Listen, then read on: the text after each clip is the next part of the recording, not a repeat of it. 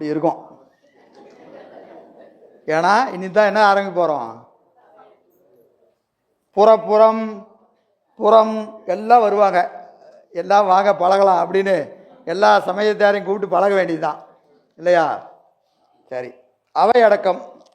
மங்கள வாழ்த்து கூறிய ஆசிரியர் இவன் இறைவன் என்று காட்டினார். மங்கள வாழ்த்து என்ன செஞ்சார், இறைவன் யாருன்னு காட்டினார். இறைவன் யாரு, கல்லால மரத்துக்கடியில் இருப்பவர் தான் இறைவன் காட்டிட்டார். அப்போ காட்டிய அந்த பெருமானால் அருளப்பட்ட நூலின் சிறப்பை சொல்லணும். முதல்ல இறைவனை காட்டிட்டாரு, இப்போ என்ன செய்கிறாரு, அவர் சொன்ன நூலினுடைய சிறப்பை காட்டணும். அதுக்காக என்ன செஞ்சிருக்கிறாரு, அவை அடக்கம் செய்கிறார்.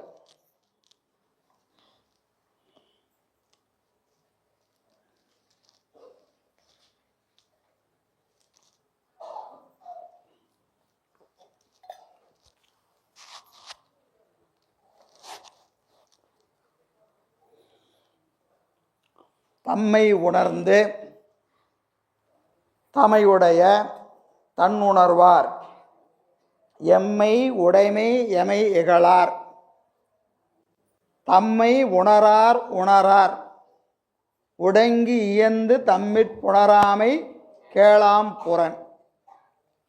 தம்மை உணர்ந்து தமையுடைய தன்னுணர்வார் எம்மை உடைமை எமை இகழார்.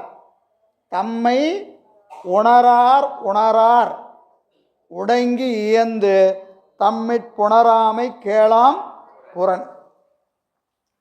தம்மை உணர்ந்து, தம்மை உணர்ந்து, தம்மை யாரு, உயிர். முதல்ல இறைவனை அறியணும்னா முதல்ல என்ன செய்யணும், உடைமையாகிய ஆன்மாவின் இயல்பை உணர்ந்து, உடைமையாகிய ஆன்மாவின் இயல்பை உணர்ந்து தமை உடைய தன் உணர்வார். தமை உடைய, தமை உடையது நம்மை உடைமையாக கொண்டிருக்கிற தலைவன். தமை உடையவன் யாரு, பெருமான். பெருமான் நம்மளை என்ன செஞ்சிருக்கிறாரு, உடைமையா வச்சிருக்கிறார். பொதுவா உடைமை அடிமை ரெண்டு இருக்கு. உடைமை அடிமை. உடைமை எது, அடிமை எது?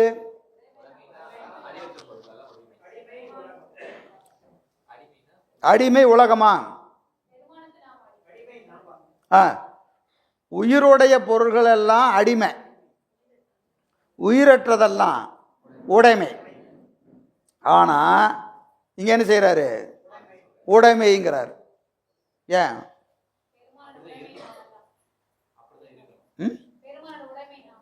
அதாம்மா, பெருமானுக்கு இப்போ பதி பசு பாசம், பதிக்கு உலகம் உடைமை, உயிர்கள் அடிமை. உயிர்கள் அடிமை. அறிவுடைய பொருள்கள் அடிமையாக நிற்கும், அறிவற்ற பொருள்கள் உடைமையாக நிற்கும். ஒரு பேனா இருக்கு, பேனா நமக்கு என்னது, உடைமை. சரிங்களா? ஒருத்தர் நம்மகிட்ட வேலை செய்கிறாருன்னு அடிமை இல்லை. முதல்ல எல்லாம் அடிமை கொள்ளுகிற வழக்கம் இருந்ததா இல்லையா? முதல்ல அடிமை கொள்கிற வழக்கம் இருந்தது. அதனால பெருமான் வந்தார். யாருக்கு? சுந்தரமூர்த்தி சாமிகளே அடிமை கொள்ள வந்தாரா இல்லையா? அப்போ அடிமை கொள்கிற வழக்கம் இருந்தது. அப்போது பணம் கொடுத்தோ வேற ஏதோ ஒரு வகையில் என்ன செய்யலாம், ஒரு உயிரை இன்னொரு உயிர் என்ன செய்யலாம், அடிமை கொள்ளலாம். ஒரு உடைமை பொருள் என்பது அறிவற்ற பொருளை உடைமையாக கொள்ளலாம். ஆனால் இங்கே என்ன செய்கிறாரு, தம்மை உணர்ந்து, தம்மை உணர்ந்து தம்முடைய, தம்மை உடைமையாகிய, தம்மை உடைமைன்னு சொல்லக்கூடாது, இங்கே என்ன சொல்கிறோம், அடிமைன்னு போடணும். போடணுமா இல்லையா? ஆனால் என்னன்னு போட்டிருக்கிறாரு, உடைமைன்னு போடுறாரு. ஏன் போடுறாரு? இதுக்கு நாவுக்கரசு பெருமான் காபந்து செய்கிறார். என்ன செய்கிறாரு? நாவுக்கரசு பெருமான் வாக்கு ரொம்ப எல்லாருக்கும் தெரிஞ்ச வாக்கு, திரும்ப திரும்ப சொல்கிற வாக்கு. நாவுக்கரசு பெருமான் சொன்னால் உடனே என்ன வரணும்? நாவுக்கரசு பெருமான் என் கடன் பணி செய்து கிடப்பதே, இருப்பதே சொல்லலை. எது கிடக்கும்? சடப்பொருள் தான் கிடக்கும். சடப்பொருள் தான் கிடக்கும். உயிர் பொருள்கள் எப்படி இருக்கும்? இருக்கும். ஆனால் அவர் என்ன சொல்றாரு? கிடப்பதே. அப்போது நம்ம பெருமான்ட்ட எப்படி இருக்கணும்? அடிமை மாதிரி இருக்கக்கூடாது, உடைமையாக இருக்கணும். ரெண்டுக்கு என்ன வேறுபாடு? அடிமைக்கு விருப்பம் உண்டு, உடைமைக்கு விருப்பம் இல்லை. அடிமைக்கு என்ன உண்டு? சுதந்திரம் கிடையாது, ஆனால் என்ன உண்டு? விருப்பம் உண்டு இல்லையா? ஒரு 2 உடைமை இருக்கு, 2 அடிமை இருக்கிறான். எப்பா நீ போய் இந்த வேலையை பாரு, நீ போய் இந்த வேலை பாருன்னு எஜமானன் சொன்னால் வேணை செய்வான். ஆனால் போகும்போது என்ன நினைப்பான்? நம்மளை அந்த வேலைக்கு அனுப்பிச்சிருக்கலாம், என்னை இந்த வேலைக்கு அனுப்பிச்சிட்டாரு, சரி போ. அப்புறம் முதலாளி சொல்லும்போது நம்ம என்ன பண்ணுறது? வேலையை செய்வான். புரியுதுங்களா? இவனுக்கு மறுக்கிற சுதந்திரம் கிடையாது, ஆனால் விருப்பம் இருக்குமா இருக்காதா? அவன் ஏப்பா அந்த வேலைக்காரனை மட்டும் நல்லா பக்கத்துலேயே வச்சுக்கிறாரியா அப்படின்னு சொல்கிறோமா இல்லையா? வேலைக்காரனாக இருந்தாலும் ஒரு வேலைக்காரன் எப்படி வச்சுருப்பாரு? பக்கத்தில் வச்சு. இன்னொருத்தனை என்ன செய்வார்? வாசலையே நிறுத்திக்குவார். அவனுக்கு இவன் யாராக தெரியுவான்? அவன் மாதிரி இருந்தால் கூட பரவாயில்லையா, அவனுக்கு ஒரு விருப்பம் வருதா இல்லையா? ஆனால் உடைமைக்கு என்ன கிடையாது? வாசலில் கடந்தாலும் அப்படியே கிடக்கும், வீட்டுக்குள்ளே கடந்தாலும் அப்படியே கிடக்கும், ரோட்டில் கடந்தாலும் அப்படியே கிடக்கும். அப்போ பெருமான ஆணையில் ஆன்மா எப்படி இருக்கணும்? உடைமையாக இருக்கணும். நமக்குன்னு என்ன இருக்கக்கூடாது? விருப்பு வெறுப்பு இருக்கக்கூடாது. விருப்பு வெறுப்பு இருந்தால் என்னாச்சு? வம்பு வந்துடும், வினை வந்து சேரும். சரி, எனவே தமை உடைய தன் உணர்வார். தன் என்பது தலைவன், தலைவனை உணர்ந்தவர். அதாவது தன்னை உணர்ந்து என்னன்னு உணரணும்? தான் இறைவனுக்கு உடைமை என்று உணர்ந்தவர் என்ன செய்வாங்க? தலைவனை உணர்வார். முதல்ல யார் அறியணும்? நான் அடிமைன்னு அறியணும். அந்த அடிமை எப்படிப்பட்ட அடிமை? சடம் போல உடைமை போல இருக்கணும்னு அறியணும். அப்படி உணர்ந்தா யார் அறியலாம்? இறைவனை அறியலாம். தம்மை உணர்ந்து தமையுடைய தன் உணர்வார். தன் என்பது என்னது? தலைவன். தன் என்பது தலைவன். தலைவனை உணர்ந்தவர் என்ன செய்ய மாட்டாங்க? எம்மை உடைமை. அவர்கள் எம்மையும் ஆளாக உடையவர். யாரெல்லாம் இறைவனுக்கு அடிமையா இருக்கிறாங்களோ அவர்களுக்கு நான் அடிமை. இறைவனுக்கு யாரெல்லாம் அடிமையாக இருக்கிறார்களோ அவர்களுக்கு நான் யாரு? அடிமை. திருமந்திரம் அடியார் 7 தடவை சொல்றாரு. எத்தனை தடவை சொல்றாரு? அடியார் அடியார் அடியார் அடியார் அடியார் அடியார் அடியார். அப்ப இது அடியார், அவருடைய அடியார், அவருக்கு அடியார், அப்படி 7 தடவை சொல்றாரு. யாரு? திருமூலர். நம்ம ஒரு அடியாருக்கே நமக்கு வளைய மாட்டேங்குது. நமக்கு அறிவு அடிமை தரத்தில் நிற்பதில்லை. ரொம்ப கஷ்டம். சொல்றதெல்லாம் ரொம்ப எளிமையாக இருக்கும், ஆனால் அது நிற்கிறதுங்கிறது என்னது? ரொம்ப ரொம்ப கடுமையான செயல். எனவே யாரெல்லாம் இறைவனுக்கு தன்னை உடைமை பொருளாக கருதி நிற்கிறார்களோ அவர்கள் அவர்களையும் உணர்வார்கள், இறைவனையும் உணர்வார்கள். அப்படி தன்னையும் தன் தலைவனையும் உணர்ந்து நிற்பவர் எவரோ அவருக்கு நான் உடைமை. எனவே அவர் எம்மை இகழார். அவங்க என்ன செய்ய மாட்டாங்க? என்னை இகழ மாட்டார்கள். ஏன் இகழ மாட்டாங்க? இந்த நூல் இறைவனுடைய சிறப்பையும் அவனது அடியார் சிறப்பையும் பேசுகிறது.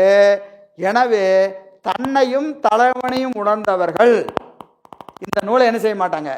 இகழ மாட்டார்கள். ஒருவேளை இதுல குற்றம் இருந்தாலும், ஒருவேளை நூலிலே குற்றம் இருந்தாலும் என்ன செய்வாங்க? பொறுத்து கொள்வார்கள். ஏன்னா இப்போ நம்ம வேலைக்காரன் ஒரு தப்பு செஞ்சால் நம்ம என்ன செய்வோம்? அது அடுத்தவன்ட்ட போகும்போது நம்ம சொல்ல மாட்டான், நம்மால் தான் விடியா, செஞ்சுட்டான், விடு, ஏதோ பண்ணிட்டான் போ அப்படின்னு அவனை பொறுத்து கொள்வோமே ஒழிய அவனை என்ன செய்ய மாட்டான்? அவன் மீது நம்ம கோவப்பட மாட்டான் இல்லையா? எனவே அவர்கள் என்னுடைய குற்றங்களை என்ன செய்வாங்க? குற்றங்கள் நீக்கி குணம் கொண்டு கோதாட்டுவாங்க. குற்றங்களை நீக்கி குணம் கொண்டு கோதாட்டுவார்கள். எனவே அவர்கள் எம்மை இகழமாட்டார்கள். எம்மை இகழமாட்டார். தம்மை உணரார். தம்மை உணரார். யாரெல்லாம் ஆன்மாவை உணராதவர்கள், ஆன்மாவின் இலக்கணத்தை உணரவில்லையோ, தம்மை உணரார். உணரார் தலைவனை உணர மாட்டார். தன்னை உணராதவங்க யாரை உணர மாட்டாங்க? தலைவனை உணர மாட்டாங்க. அவர்கள் என் நூலை இகழ்வார்கள். அவர்களுக்கு நூல் படித்தா என்ன செய்வாங்க? நூலில் குற்றம் இருக்கிறது என்று இந்த நூலை அவர்கள் என்ன செய்வாங்க? இகழ்வார்கள். தன்னை உணரார். உணரார். எதை உணர மாட்டாங்க? தலைவனை உணர மாட்டாங்க. அவங்க என்ன செய்வாங்க? உடங்கி இயந்து தம்மிற் புணராமை. இவர்களுக்கு எல்லாத்துக்கும் ஒரு ஒற்றுமை உண்டு, ஒரு வேற்றுமை உண்டு. யாருக்கு? இந்த இறைவனை உணராதவர் எவரோ, தன்னை உணராதவர் எவரோ, இவர்களுக்குள்ள ஒரு ஒற்றுமையும் ஒரு வேற்றுமையும் உண்டு. என்ன ஒற்றுமை அப்படின்னா, நம்ம போய் நின்னா எல்லாம் ஒன்னா நின்று நம்மளை மறுப்பான். சைவ சித்தாந்தி போய் நின்னா அந்த 24 பேர் என்ன செய்வான்? இதை மறுப்பான். நம்மை மறுப்பதிலே அவர்களுக்கு எந்த பாகுபாடும் கிடையாது. ஆமாயா, இவன் சைவ சித்தாந்தி வந்தாவே இப்படிதான் அப்படின்னு என்ன செய்வான்? எம்மை இகழ்வார்கள். ஆனால் அவங்களுக்குள்ள வேற்றுமை என்னது? நம்ம வெளியே வந்து நின்றுட்டா அவனுக்குள்ள அடிச்சுக்குவான். ஏன்னா அவனுக்குள்ள என்ன கிடையாது? ஒற்றுமை கிடையாது. தனக்குள்ளே அடித்து கொண்டு கருத்துக்களினாலே முரண்பட்டு கொண்டு நிற்பவர்கள் நம் கருத்துக்கு முன்னாடி என்ன செய்வாங்க? ஒன்னா நிற்பாங்க. அப்போ ஒற்றுமை, நம்ம எதிர்ப்பதில் அவர்களுக்கு ஒற்றுமை உண்டு, தனக்குள்ள என்ன கிடையாது? ஒற்றுமை கிடையாது. தம்மில் நுடங்கி பூசல் கொண்டு, தனக்குள்ள என்ன செய்வாங்க? பூசல் கொண்டு இயைந்து ஒற்றுமையான இருப்பான். அவனுக்குள்ள 1000 பிரச்சனை இருந்தாலும் நம் சாத்திரத்துக்கு முன்னாடி நம்ம தத்துவ ஞானத்தை மறுப்பதில் அவர்கள் எல்லாம் என்ன செய்வாங்க? ஒன்னா நிற்பாங்க. இவர்கள் 24 பேர் இந்த நூலை இகழ்வார்கள். இந்த சைவ சித்தாந்த நூலை எத்தனை பேர் இகழ்வாங்க? 24 சமயத்தாரும் ஓரோர் வகையில இந்த நூலை குறை கூறுவார்கள். அவர்கள் சொல்லக்கூடிய குறைமொழிகளை நாம் கேட்க மாட்டோம். கேளாம் புறன், கேளாம் புறன். அந்த நூல்களை நான் என்ன செய்ய மாட்டேன்? கேட்க மாட்டேன். நீ குறை சொன்னா நீ உன்னையும் உணரலை, தலைவனையும் உணரலை. தன்னை உணராதவர்கள் தலைவனை உணர மாட்டார்கள். தன்னையும் தலைவனையும் உணராதவர்கள் இந்த நூலை உணரமாட்டார்கள். இந்த நூலை உணரமாட்டார்கள். எனவே அவர்கள் சொல்லக்கூடிய அந்த கருத்துக்கள் எமக்கு உடன்பட்டதல்ல. அந்த குறைகளை நாம் ஒரு பொருட்டாக கருத மாட்டோம். பொருட்டாக கருத மாட்டோம். எனவே என்ன செய்ய, நம்ம சொல்கிறோமா இல்லைங்களா? சில பேர் நம்மகிட்ட எப்பவுமே என்ன செய்வாங்க? ஏதோ குறை சொல்லிக்கிட்டே இருப்பாங்க. நம்ம சொல்லுவோம் இல்லையா? அட விடியா, அவன் எது செஞ்சாலும் ஏதோ ஒன்று சொல்லுவான், விடு, அவன் எப்பவுமே அப்படி தான், அவன் குறை சொல்லாமல் இருந்தால் தான் அதிசயம். சொல்கிறோமா இல்லைங்களா? குறை சொன்னால் அது என்னது? அது இயல்பு அப்படின்னு சொல்கிற மாதிரி. அது மாதிரி இந்த 24 சமயத்தாரும் என்ன செய்வாங்க? நம்முடைய சமய கொள்கைகளை மறுப்பதிலே ஒற்றுமையாக இருப்பார்கள். அவர்கள் சொல்லக்கூடிய குறைகளை நாம் ஒரு பொருளாக கருத மாட்டோம் என்று சொல்லுகிறார். இதுக்கு ஒரு உதாரணம் சொல்றார். பிறவி குருடர், பிறவி குருடர்கள் யானையை கண்டது போல, யானையை கண்டது போல இல்லைங்களா? என்ன செஞ்சாங்க? ஒருத்தன் காலை தடவி பார்த்துட்டு யானை முறை மாதிரி இருக்குதுன்னா, ஒருத்தன் வாழை தடவி பார்த்தான், ஒருத்தன் காலை தடவுனான், ஒருத்தன் தும்பிக்கையை தடவுனான். சரியா? தடவி பார்த்துட்டு ஒவ்வொருத்தரும் என்னது? உலக்க மாதிரி இருக்கு, முறை மாதிரி இருக்கு, தூண் மாதிரி இருக்குது அப்படின்னு சொல்றானா இல்லையா? அது போன்றது பதிக்கு அவர்கள் சொல்லக்கூடிய இலக்கணம். பதிக்கு அவங்க சொல்லக்கூடிய இலக்கணம் எப்படிப்பட்டது? பிறவி குருடர்கள் ஒரு யானையை கண்டது போல. இப்ப யானையை பார்த்து அவன் சொன்னதுல இருக்கா இல்லையா? யானைகிட்ட என்ன இருக்கும்? முறை மாதிரி காது இருக்கும், தூண் மாதிரி கால் இருக்கும், உலக்க மாதிரி துதிக்கை இருக்கும், எல்லாம் தான் இருக்கும். ஆனா யானை உலக்க போன்று இருக்கும் சொல்ல முடியுமா? யானை தூண் போல் இருக்கும் சொல்ல முடியுமா? அப்ப அவர்கள் என்ன செய்யறாங்க? ஒரு யானையின் ஒரு பகுதியை மட்டும் பார்த்துட்டு இதுதான் யானை அப்படின்னு சொல்றாங்க. ஏகதேச பொருளை கண்டு வியாபகமான சிவத்தின் இயல்பை அவர்கள் உணர மாட்டார்கள். இப்போ அவர்கள் கண்டது உண்மையா? உண்மைதான். அனுபவிச்சது உண்மையா? உண்மைதான். ஆனால் அது மட்டும் சிவமானா இல்லை. அவர் சிவத்துக்கு ஒரு இலக்கணம் சொல்லுவாங்க, பதிக்கு ஒரு இலக்கணம் சொல்லுவாங்க. ஆனால் அது என்ன கிடையாது? முழுமையானது அல்ல. அவர்கள் கண்டது ஏகதேச பொருளை. இப்போ யானை யார் சொல்லணும்? கண்ணு. முழுமையாக கண் பெற்றவர் யானையை கண்டு, யானையின் துதிக்கே உலக்கை போல் இருக்கும், கால் தூண் போல் இருக்கும், காது முரம் போல் இருக்கும், வயிறு பானை போல் இருக்கும், இது எல்லாம் சேர்ந்தது தான் யானை அப்படின்னு ஒருத்தன் சொல்கிறான் இல்லையா?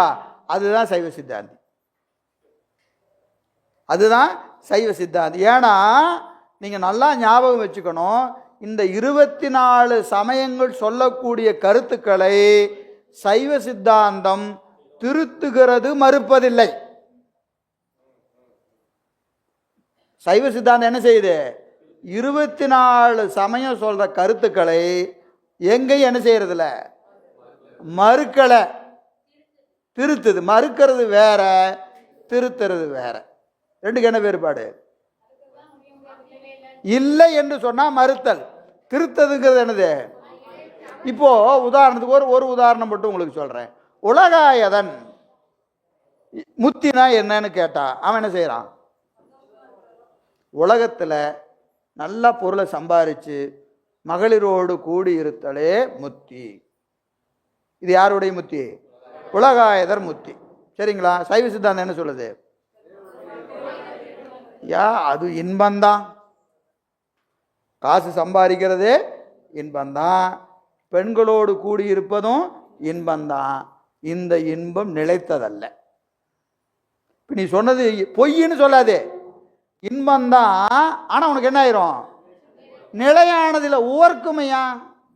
ஒரு கால எல்லையில் இந்த செல்வத்தினால ஒன்றும் பண்ண முடியலையே, இந்த இன்பம் எனக்கு முழுமையானது தெரியலையே அப்படின்னு உனக்கு தோணும். எனவே நீ சொல்லக்கூடிய முத்தி முடிந்த முத்தி அல்ல, முடிந்த முத்தி அல்ல. அப்ப அவன் கருத்தை என்ன செய்யறான்? திருத்துறான். அதுவும் முத்தி தான், ஆனா என்னதுக்கு? அது பரமுத்தி அல்ல, அது பரமுத்தி அல்ல. அப்ப அவன் என்ன செய்யறான்?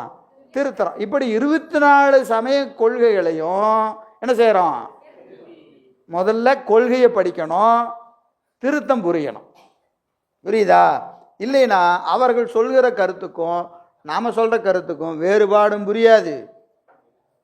திருமந்திரத்தை சொல்ற மாதிரி குருடும் குருடும் குருட்டாட்டம் ஆடி குருடும் குருடும் குழி விழுமாறு அப்படின்னு போக வேண்டியதுதான். அவன் சொல்றதும் நாம சொல்றதுக்கு முதல்ல என்ன தெரியாது, எல்லாம் ஒரே மாதிரி தெரியும், ஒரே மாதிரி தெரியும். அப்போ என்ன செய்யணும்? பரசமயங்களை நாம் என்ன செய்யணும்? படிக்கணும், தெளியணும், கருத்துக்களை திருத்தம் படுத்தி. சைவ சித்தாந்தம் அதையெல்லாம் எப்படி மறுக்கிறது? மறுத்தல் என்பது என்னது? திருத்துவது. சரிங்களா? எனவே அவர்களுடைய கருத்துக்களை நாம் ஒரு பொருட்டாக கருத மாட்டோம் என்று இதை முடிக்கிறார். சரி, டீ சாப்பிடுங்க. செய்றாரு? தம்மை உணர்ந்துன்னு சொல்றாரு. அப்ப அறிதலுக்கு உணர்தலுக்கு என்ன வேறுபாடு?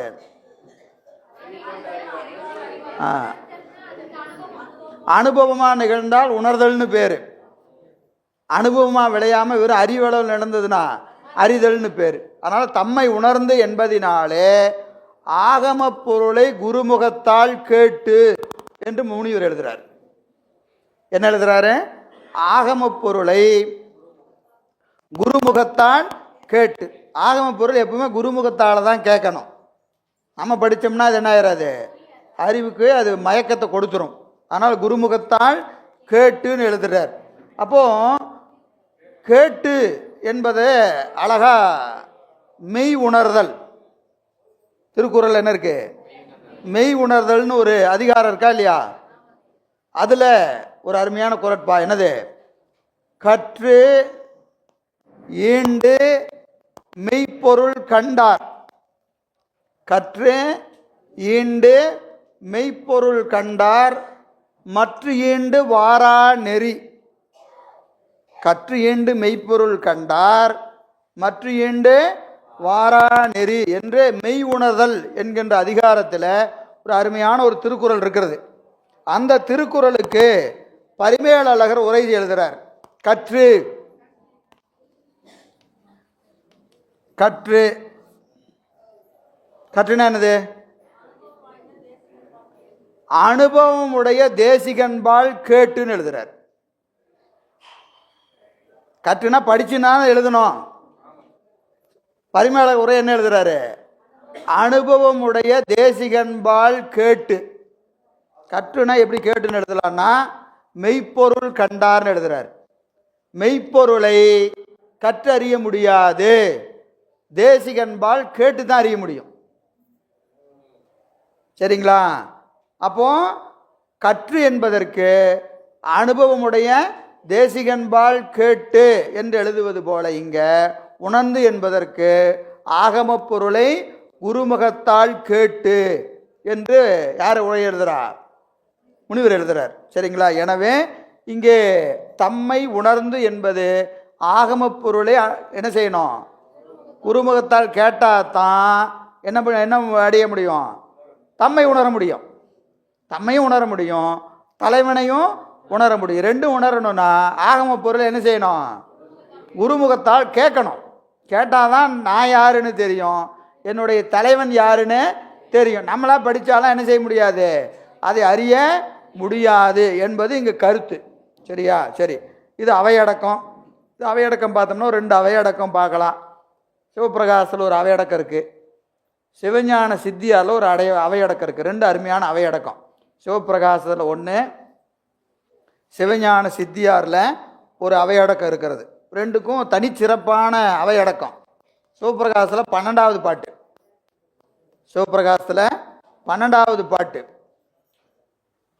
தொன்மையாம் எனும் எவையும் நன்று ஆகா, இன்று தோன்றிய நூல் எனும் எவையும் தீது ஆகா. சிவபிரகாசம் பாட்டு 12. சரிங்களா? எழுதி வச்சுக்க, பின்னாடி போய் வீட்டில் நேரம் இருந்தால் பாருங்க. நமக்கு வேறு நேரமே இருக்காது. போய் புத்தகத்தை வச்சோம்னா அடுத்த வகுப்பு வரைக்கும் நேரமே கிடைக்காது. அதனால் நேரம் இருந்தால் என்ன செய்யலாம்? சிவபிரகாசத்தில் அந்த பாட்டை தான் பார்ப்போமே. ஏதோ நம்பர்லாம் சொன்னார், மொத்தமாக 100 பாட்டை தேடினா கிடைக்காது. அதனால் என்ன செய்கிறது? பாட்டு 12. தொன்மையாம் எனும் எவையும் நன்று ஆகா, இன்று தோன்றிய நூல் எனும் எவையும் தீது ஆகா. ஒரு நூல் ரொம்ப பழசுங்கிறதுனால அது சிறந்தது அப்படின்னு சொல்ல முடியாது. இன்னைக்கு தான் ஒரு நூல் வந்துச்சுதுங்கிறதுக்காக என்ன செய்யக்கூடாது, அது சிறந்தது இல்லைன்னு சொல்லக்கூடாது. அப்போ ஒரு நூல் உயர்ந்ததா தாழ்ந்ததா என்பது எதை பொறுத்து இருக்கிறது? அந்த நூலில் இருக்கிற கருத்தை பொறுத்து தான் இருக்குது. ஒழிய 1000 வருஷத்துக்கு முன்னாடி ஒரு நூல் இருக்குதுங்கிறதுக்காக அந்த நூலை என்ன செஞ்சிட முடியாது, ரொம்ப பெரிய நூல்னால் சொல்ல முடியாது. பழைய நூல்கள் தொன்மையான சிறப்பான நூல்கள் உண்டு. ஆனால் பழமை என்பதினாலே அது என்ன ஆயிடாது, சிறப்புடையது ஆகாது. அப்போ அதை படித்து அதில் இருக்கக்கூடிய கருத்துக்கள் சிறந்ததாக இருந்தால் அந்த நூல்கள் சிறந்த நூல்களாக கொள்ளப்படும். இல்லைன்னா அந்த நூலை என்ன செஞ்சிருவாங்க, ஒதுக்கி வச்சிருவாங்க. அதாங்க தொன்மையாம் எனும் எவையும் நன்று ஆகா, இன்று தோன்றிய நூல் எனும் எவையும் தீது ஆகா. என்னது? நன்மையினார் நலங்கொள் நன்மையினார் என்ன செய்வாங்க? பழமை அழகு ஆராய்ந்து தரிப்பர். அது 3 பேர்த்த சொல்றார். உயர்ந்தோர், அதாவது நம்ம உத்தமர், மத்திமர், அதமர். எல்லாத்துலேயும் இந்த 3 கேட்டகரி இருக்கா இல்லையா? நல்ல அறிவில் சிறந்தோர், இன்னொருத்தர் நடுநிலையாக இருக்கிறவங்க, அப்புறம் கீழே இருக்கிறவங்க. 3 பேர் இருக்கிறாங்க. இதில் நல்ல அறிவில் சிறந்தோர் ஒரு நூலை கொண்டு போய் கொடுத்தா என்ன செய்வாங்க, அதை நல்லா படித்து பார்த்துட்டு அருமையான நூலியா, பதியை பற்றி இப்படி சொல்லியிருக்கு, பசுவை பற்றி சொல்லியிருக்கிறது என்று என்ன செய்வாங்க, இந்த நூலை ஆராய்ந்து இதன் சிறப்பை உணர்வர். சிறப்பை உணர்வர். நடுவாம் தன்மையினார் பழமை அழகு ஆராய்ந்து தரிப்பர். கொஞ்சம் நடுவாக இருக்கிறவங்க என்ன செய்வாங்க, கொஞ்சம் ஆராய்ச்சி பண்ணி பார்த்துட்டு பரவாயில்லப்பா அப்படின்னு ஏற்றுக்குவாங்க. அதமர் என்ன செய்வாங்க, பலர்புகளின் ஏத்துவர், ஏதுலாருற்று இகழ்ந்தனரே இகழ்ந்துடுவர். தமக்கென ஒரு தன்மை இளர. சில பேர் இருக்கிறாங்க, இவன் நூலையே படிச்சிருக்க மாட்டான், என்ன செய்வான்? இப்போ இந்த சினிமா படம்லாம் வருது இல்லையா, நான் சினிமா படம் சொன்னால் தான் புரியும். ஒருத்தன் படம் பார்த்துட்டு வந்து என்ன செய்வான், சூப்பரா அப்படின்னா இவன் போய் 10 பேத்துக்கு சொல்லுவான். கேட்டுட்டு வந்து இவன் படத்தை பார்க்க மாட்டான். அவன் நல்லா இருக்குதுன்னு சொன்னான், இவன் என்ன செய்வான், நல்லா இருக்காமாடா அப்படின்னு 10 பேத்துக்கு படம் ரொம்ப மோசம்டானா இவன் என்ன செய்வான், இதையும் போய் 10 பேத்துக்கு சொல்லிடுவான். பார்க்குறமா இல்லையா? அது மாதிரி ஒரு நூலை படிச்சுட்டு வந்தவன் சரியா அருமைன்னு சொன்னால் இவன் என்ன செய்வான், அருமையாக இருக்குமா. அவன் சரியில்லைன்னு சொன்னான் சரியில்லைம்மா. அடா எது தான் நல்லா இல்லைன்னு கேட்டால் இவனுக்கு தெரியாது, எது நல்லா இருக்குதுன்னு கேட்டாலும் தெரியாது. அப்போ நூலையே படிக்காமல் இவன் என்ன செய்வான், பிறர் சொல்லுகின்ற விமர்சனங்களை தன்னுடையதாக ஏற்றுக்கொண்டு இவன் என்ன செஞ்சிட்டு இருப்பான், விமர்சனம் பண்ணிக்கிட்டு இருப்பான். இவனை பற்றி கவலைப்படாதீங்கன்றார். பலர்புகளின் ஏத்துவர் ஏதிலார் உற்று இகழ்ந்தனரே இகழ்ந்திடுவர் தமக்கென ஒரு தன்மை இளர். அவனுக்குன்னு என்ன கிடையாது, சுயமான அறிவு கிடையாது. இப்போ 3 பேர், ஒருவர் நூலினுடைய தன்மை அறிந்து பாராட்டுவாங்க, மத்தியமமாக இருக்கிறவங்க இதை ஆராய்ஞ்சு பார்த்து பாராட்டுவாங்க. சில பேர் அவன் யார் பக்கத்தில் நிற்கிறானோ அவன் நல்லா இருக்குதான்னா இவன் நல்லா இருக்குதும்மா, அவன் நல்லா இல்லைன்னா நல்லா இல்லைம்மா, அவனை பற்றி கவலை இல்லைன்னு ஒரு அவையடக்கம் எங்கே வைக்கிறாரு, சிவபிரகாசத்தில் வைக்கிறார். சரி, அது மாதிரி இங்கே என்ன செய்கிறாரு, இந்த கேளாம் புறன் என்று சொல்லுகிறார். இப்போ இதில் ஒரு 2 கேள்வி கேட்குறார். நமக்கெல்லாம் கேள்வியும் தெரியாது பதிலும் தெரியாது, பிரச்சனை இல்லை. அவர் வேற நிறையா படிச்சிட்டாரா, அதனால் அவரே கேள்வி கேட்குறார். என்ன அப்படின்னு கேட்டிங்கன்னா, சிவபிரகாசம் தான் 72வது பாட்டு, சிவபிரகாசத்தில் 72வது பாட்டு ஒரு பாட்டு இருக்கு. நீங்கள் என்ன சிவபிரகாசம் நடத்தவே இல்லை, சும்மா சிவபிரகாசம் கண்டிங்கன்னா என்ன பண்ணுறதுன்னா, ஆன்ம தரிசனம். சிவபிரகாசத்தில் 72 ஆன்ம தரிசனம் என்ன அப்படின்னு கேட்டீங்கன்னா, தன்னறிவு அதனால் தனக்கு அறிவில்லை ஏனும், தன்னறிவாக எல்லாம் தனித்தனி பயனறிந்தும், தன்னறிவு அறியும் தன்மை தன்னாலே தனையறிந்தாள், தன்னையும் தானே காணும் தானதுவாகி நின்ற. இது பாட்டெல்லாம் விட்டுருங்க.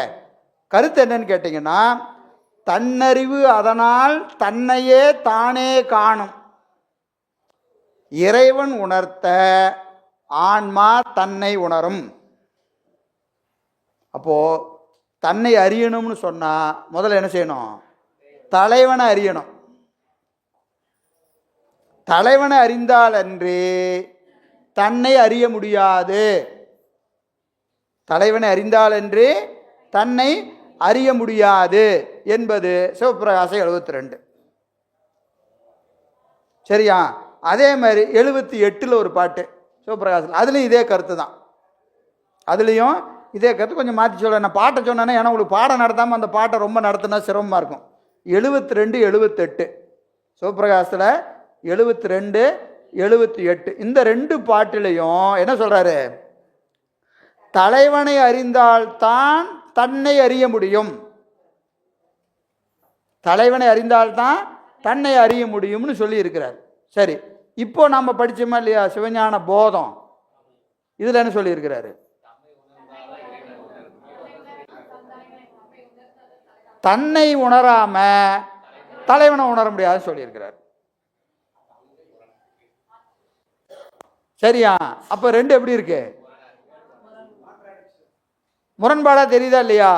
சிவஞான போதம் படிக்கும் போதே தன்னை உணர்ந்தால் தலைவனை உணரலாம், சிவபிரகாசம் படிக்கும் போதே தலைவனை உணர்ந்தால் தன்னை உணரலாம். அப்போ அந்த நூல் படிக்கும்போது அப்படி படிச்சுக்கலாம், இந்த நூல் படிக்கும் போதே இப்படி படிச்சுக்கலாமா?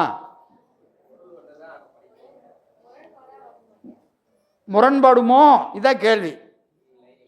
முரண்படாதுங்கிறது நமக்கு தெரியும், ஏன்னா முரண்படுமோன்னு கேட்டுட்டாவே படாதுன்னு பதில் இருக்கும். அதனால ஒன்றும் பிரச்சனை இல்லை. ஏன் படாதுன்னு சொல்லணுமா இல்லையா?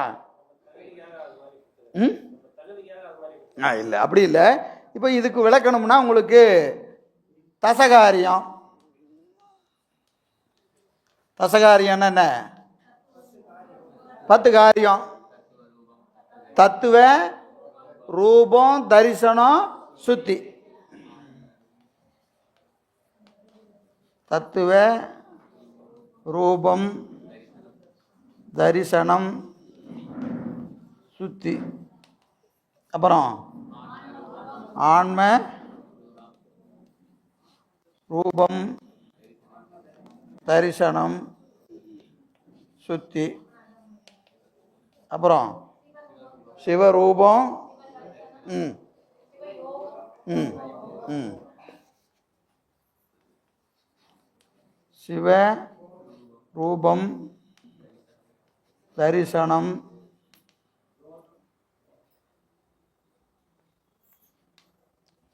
யோகம் போகம். இதில் 3, இதில் 3, இதில் 4, மொத்தம் 10 காரியம். ஏற்கனவே பல முறை சொல்லியிருக்கிறோம். எப்போ சொன்னீங்க அப்படிங்கிறீங்களா? அப்பப்போ எப்பாவது சொல்லியிருப்பீங்க, இருக்கும். அப்படியா? 10 காரியம். தத்துவ ரூபம், தத்துவ தரிசனம், தத்துவ சுத்தி. ஆன்ம ரூபம், ஆன்ம தரிசனம், ஆன்ம சுத்தி. சிவரூபம், சிவ தரிசனம், சிவயோகம், சிவபோகம். இது 10 காரியம். 10 காரியம். இது வரிசை தான். இப்படி நடக்கும்போது இப்படி நடக்காது. இப்படி நடக்காது. எப்படி நடக்கும்?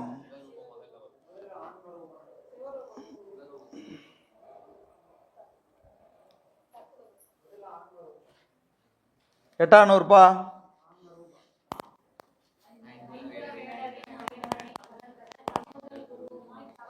சிவரூபம், சிவரூபம். இதுல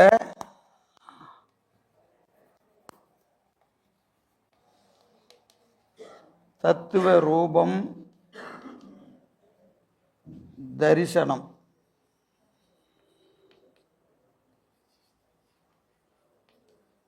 ஆன்ம ரூபம் தரிசனம்.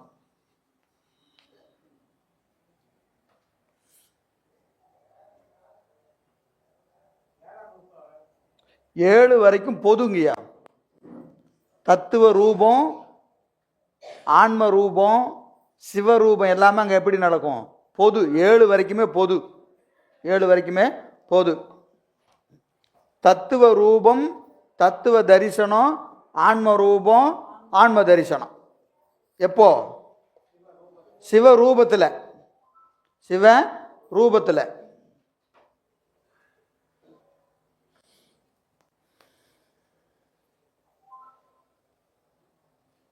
எட்டாநூறுபால.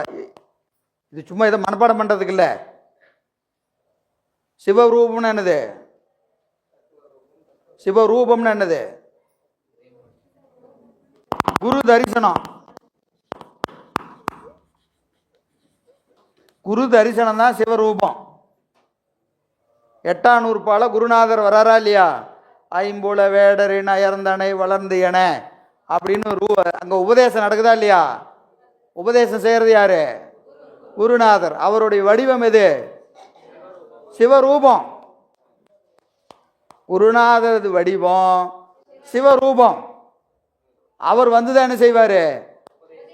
உலகம்னா என்ன, உயிர்னா என்ன அப்படின்னு அவர் என்ன செய்வார்? உபதேசம் பண்ணுவார். அப்போ பாசத்தின் இயல்ப பொதுவாக அறிஞ்சா ரூபம், பாசத்தின் இயல்ப சிறப்பாக அறிஞ்சா தரிசனம். பாசத்தின் இயல்பு பொதுவாக அறிஞ்சா ரூபம். என்ன ரூபம்? பாசத்தின் இயல்பு பொதுவாக அறிஞ்சா என்ன ரூபம்? தத்துவ ரூபம். பாசத்தின் இயல்பு சிறப்பாக அறிஞ்சா தத்துவ தரிசனம். தத்துவ தரிசனம். ஆன்மாவின் இயல்ப பொதுவாக அறிஞ்சா ஆன்ம ரூபம். சிறப்பாக அறிஞ்சா ஆன்ம தரிசனம். இப்போ தத்துவத்தை பொதுவாக அறியணும், சிறப்பாக அறியணும். ஆன்மாவை பொதுவாக அறியணும், சிறப்பாக அறியணும். யார் அறிய வைப்பாங்க? குருநாதர் முன்னிலையில தான் இது நடக்கும். குருநாதர் உபதேசத்தால தான் இது நடக்கும். அப்போ சிவரூபத்தில் இந்த 4 காரியம் நடக்கும். சரிங்களா? அடுத்தது, இது உபதேசத்தை கேட்ட ஆன்மா என்ன செய்யும்? சிவ தரிசனம். சிவ தரிசனம்.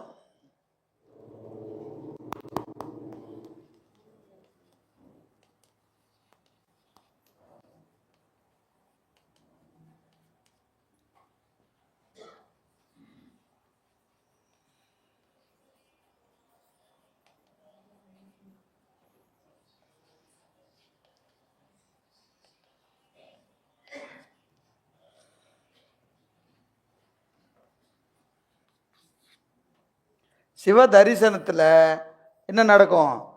தத்துவ சுத்தி, தத்துவ சுத்தி, ஆன்ம சுத்தி துவக்கம். ஆன்ம சுத்தி துவங்கும் முடியாது. 8 எதில்? 9ல். 9னா இது 9ஆம் நூற்பா, 9வது நூற்பா. அப்போ 9ஆம் நூற்பா நடத்துங்க, சுத்தி ஆயிருமா அப்படிலாம் கேட்கக்கூடாது. சூத்திரங்கிறது என்னது? இப்போ சூத்திரம் இப்போ 8ஆம் நூற்பா அப்படின்னு சொன்ன என்ன அர்த்தம்? 8ஆம் நூற்பால் இருக்கிற செயல்கள் நம் வாழ்க்கையில் நடந்தால் நீங்கள் 8ஆம் நூற்பால் நிற்கிறீங்கன்னு அர்த்தம். 9லன்னு சொன்னால் 9ஆம் நூற்பா படிக்கும் போது இல்லை, 9வது நூற்பால் இருக்கிற மாதிரி நீங்கள் நின்னீங்கன்னா நீங்கள் எங்கே நிற்கிறீங்கன்னு அர்த்தம்? 9ஆம் நூற்பால் நிற்கிறீங்கன்னு அர்த்தம். அப்போ என்ன 9ன்னா என்னது? சாதனை பண்ணிட்டு இருக்கணும். சாதனை பண்ணாதான் 9ல் நிற்கிறீங்கன்னு அர்த்தம். சாதனை பண்ண என்ன நடக்குது? சிவ தரிசனம் நடந்துகிட்டு இருக்குதுன்னு அர்த்தம். ஏன்னா இந்த 8, 9 நம்பர் போட்டுட்டா இது எங்கே இருக்குதுங்க? 8ஆம் நம்பர் பஸ் ஏறதா 9ஆம் நம்பர் பஸ் ஏறதான்னு கேட்கக்கூடாது. 8னா என்ன அர்த்தம்? குரு தரிசனம், உபதேசம் நடந்திருக்கணும். உபதேசம் நடக்கணும். அந்த உபதேசம் நடந்ததுன்னா நம்ம எங்கே நிற்கிறோன்னு அர்த்தம்? 8ல் நிற்கிறோன்னு அர்த்தம். உபதேசம் வாங்கிட்டு வந்து சாதனை பண்ணா 9ல் நிற்கிறேன்னு அர்த்தம். அது பயிற்சி. அப்போ இதெல்லாம் நடக்கணும். நடக்கலைன்னு என்ன அர்த்தம்? ஒழுங்காக பண்ணலன்னு அர்த்தம். நடக்கலைன்னா ஒழுங்காக நம்ம பண்ணலை, கேட்கலை, சிந்திக்கலைன்னு அர்த்தம். சரியா? அப்போ என்ன செய்யணும்? திருப்பியும் அது நடக்கிற மாதிரி அதை ஒழுங்காக செய்ய வேண்டியதுதான், வேற ஒன்றும் வழி கிடையாது. சரிங்களா? அடுத்தது 10 என்னது? சிவ யோகம். இதில் ஆன்ம சுத்தி நிறைவு.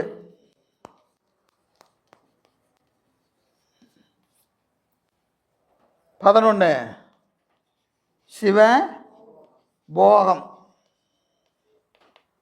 இதுக்கு தான் தசகாரியம்னு பேர்.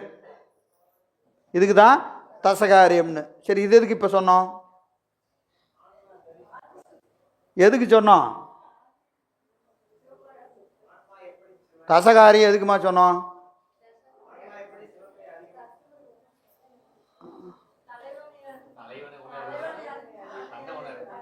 தன்னை அறிந்த பின் தலைவனை எறியன்னு ஒரு இடத்துல சொல்கிறீங்க, ஒரு இடத்துல தலைவனை அறிந்த பின் தன்னை எறிவன்னு சொல்கிறீங்களே, எது சரி? இந்த கேள்விக்கு தான் விட. அடிக்கடி தொலைஞ்சு போயிடக்கூடாது இல்லையா? எதுக்கு எதை படிக்கிறேனே தெரியாமல் அப்படியே போயிட்டே இருக்கக்கூடாது. முதல்ல எங்கே நிற்கிறோம், பாடத்தில் எங்கே நிற்கிறேன்னு அடிக்கடி நினைவுபடுத்திக்கணும். நம்ம திருவிழாவில் வேறு அடிக்கடி தொலைஞ்சு போயிடுவோம், கூட்டத்தில் நிறையா வந்தால் என்ன ஆயிரும். அதனால் சரி, அந்த கேள்விக்கு தான் இப்போ பதில் சொல்லிட்டு இருக்கிறேன்.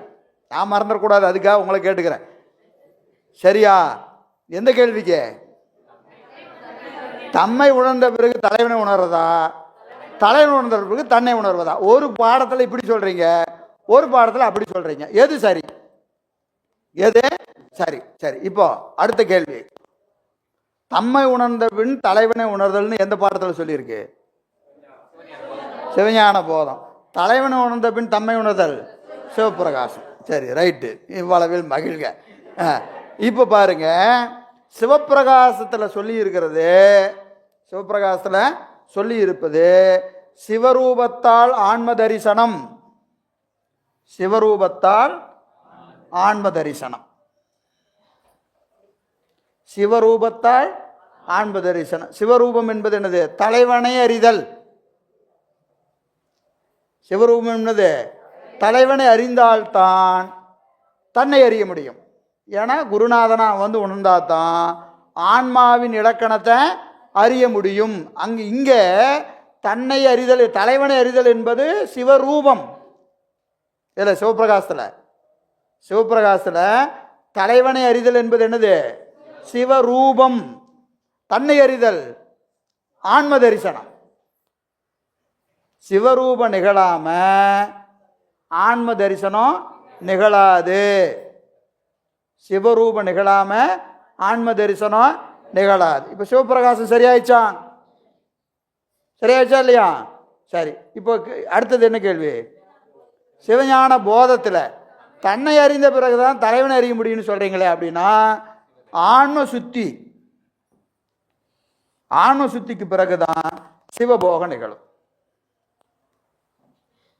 ஆன்மா சுத்தி ஆனாதான் சிவபோகம் விளையும்.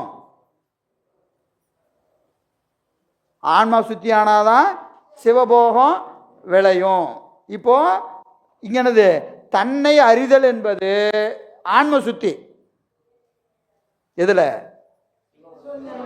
சிவஞான போதத்துல தன்னை உணர்தல்னு சொல்றாரா இல்லையா? அது என்னது? ஆன்ம சுத்தி. அதன் பிறகுதான் யாரை அறிய முடியும்? தலைவனை அறிய முடியும். தலைவனை அறிய முடியும். இப்போ இது என்னது? ஒன்றும் கிடையாது, ரெண்டையும் சேர்த்து பொருள் செஞ்சுக்கணும். முதல்ல குரு தரிசனம் நிகழும், அதன் பிறகு ஆன்மாவின் இயல்பை அறியும். ஆன்மாவை அறிந்த பிறகு அது சாதனை செய்யும், ஆன்மா சுத்தியாகும். சுத்தியான பிறகு சிவத்தை துய்த்து நிற்கும்.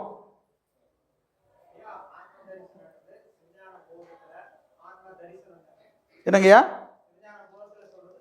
ஆமா, ஆன்ம தரிசனம். சரியா? சிவப்பிரகாசத்தில் சொல்றது, சிவப்பிரகாசத்தில் சொல்றது என்னது? தலைவனை அறிந்த பிறகுதான் தன்னை அறிய முடியும் அப்படின்னு சொல்றது என்னது? சிவப்பிரகாசம். ஆமா, ஆன்ம சுத்தி. ஏன்னு கேட்டீங்கன்னா தலைப்பிலே வந்துடுது. நான் சொன்ன 72 78 போனீங்கன்னா ஆன்ம தரிசனம் ஆன்ம சுத்தின்னு பாட்டுக்கே தலைப்பு இருக்கும். சரியா? அந்த ஒரு பாட்டுக்கு மேலே தலைப்பை வச்சு தான் என்ன செய்யணும்? பொருள் அறியணும். அப்போ முதல்ல குருநாதனாக பெருமான் வந்தால் தான் ஆன்மாவின் இயல்பை அறிய முடியும். ஆன்மாவை இயல்பை அறிந்த பிறகு ஆன்மா என்ன செய்யும்? சாதனை பண்ணும். சாதனை பண்ணுவதனால அதற்கு என்ன நிகழும்? சுத்தி நிகழும்.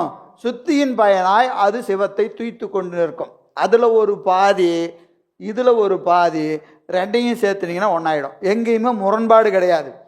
அது ஒரு பகுதியை சொல்லிட்டாரு, இதில் ஒரு பகுதியை சொல்லிட்டாரு, ரெண்டையும் சேர்த்துனீங்கன்னா தான் முழு பகுதி. சரியா? புரிஞ்சுதா புரியலையா? புரிஞ்ச மாதிரி இருக்கு. போய் பார்க்கணும் வீட்டில் போய். நீங்கள் திடீர்னு சிவப்பிரகாசத்துக்கு போய் 72க்கு போய் சிவஞான போகத்துக்கு போய் வந்தீங்கன்னா எப்படி தெரியும் இல்லையா? வீட்டில் போய் என்ன செய்யணும்? அந்த பாட்டையும் எடுத்து பார்க்கணும், இந்த பாட்டையும் எடுத்து பார்க்கணும். பார்க்கணும் தான். அப்படியா? இருக்கிறதாங்கய்யா. என்னுடைய கருத்து என்பது இதில் எதுவுமே இல்லை. எல்லாம் முனிவர் சொல்லியிருக்கிறது தான். எல்லா உரையும் அவர் தான் செஞ்சிருக்கிறார். பாடிய புத்தகம் வச்சிருக்கிறீங்களா? யார்கிட்ட சிவஞான பாடிய புத்தகம் இருக்குது? பாடியும் சரியா இல்லையா? நாம சரியா இல்லையா? பதிப்பு சரியா இல்லை. நீங்க நான் பயந்துட்ட பகீர்னு பாடியும் சரியா இல்லைன்றீங்களே.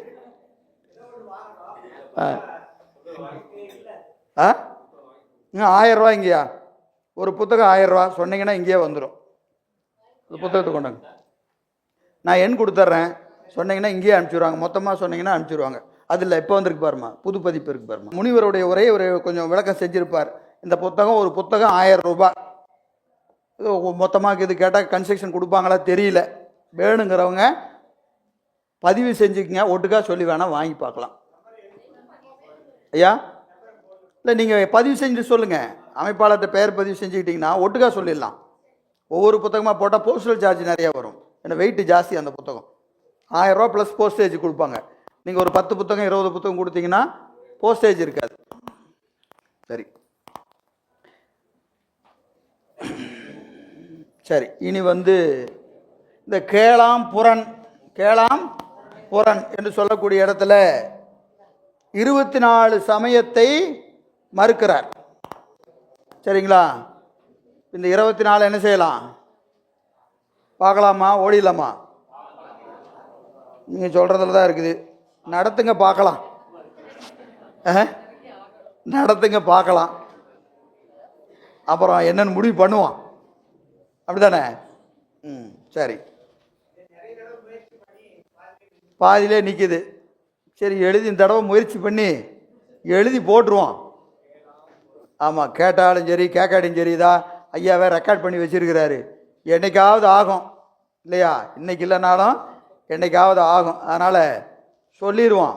உங்கள் ரியாக்ஷனை மட்டும் வாட்ச் பண்ணாமல் என்ன செஞ்சிடலாம், சொல்லி முடிச்சிடலாம். சரி. 24 சமயங்களை என்ன செய்கிறாரு? 4ஆ பிரிக்கிறாரு. ஒன்று புறப்புறம், 2 புறம், 3 அகப்புறம், 4 அகம் என்று ஒவ்வொன்றுக்கு எத்தனை? 6 6 24. 24 சமய கொள்கைகளை என்ன செய்கிறாரு? மறுத்து சைவ சித்தாந்தத்தை நிறுவுவதே இந்த நூலினுடைய பொருள். 24 சமயத்தை என்ன செய்கிறாரு?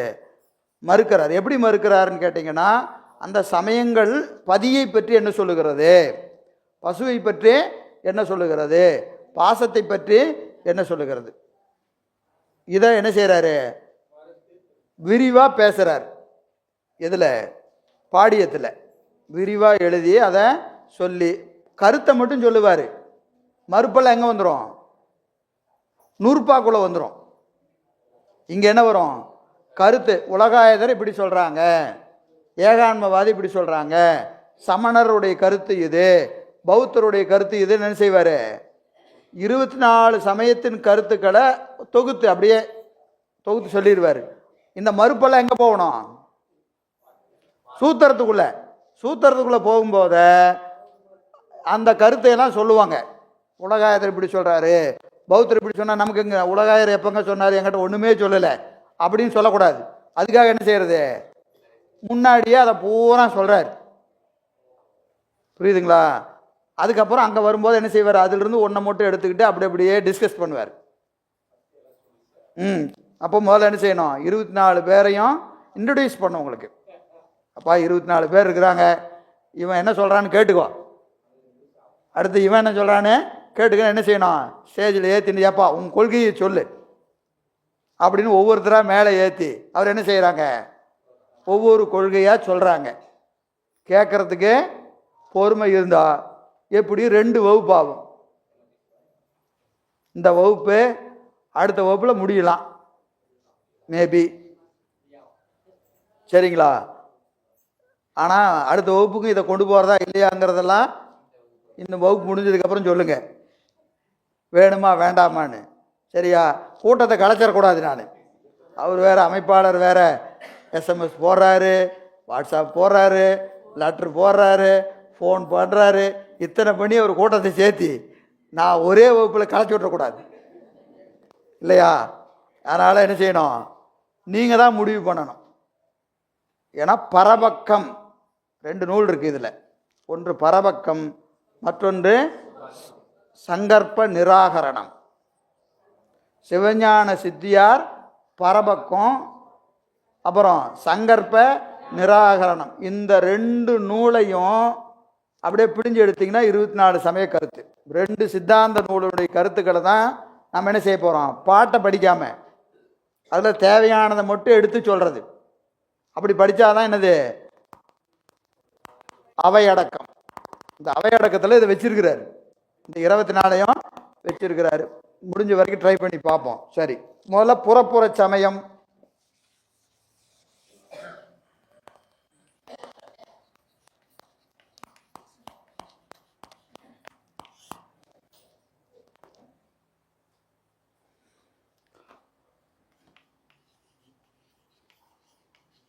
சமயங்களை கொண்டது. புறப்புறம் 6 சமயங்கள். முதல்ல சமயம் 24 எழுதிட்டு ஒவ்வொன்றா போவோம். சரியா?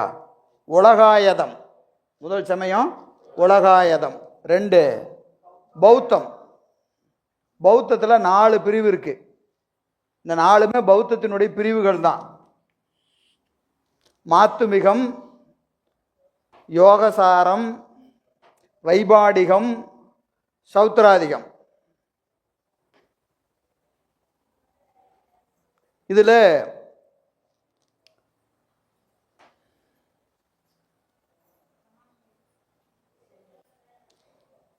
சொல்கிறேன். இந்த சமணம் 2 பிரிவு உடையது. ஒன்று 6 கதம், 2 நிகண்டவாதம்.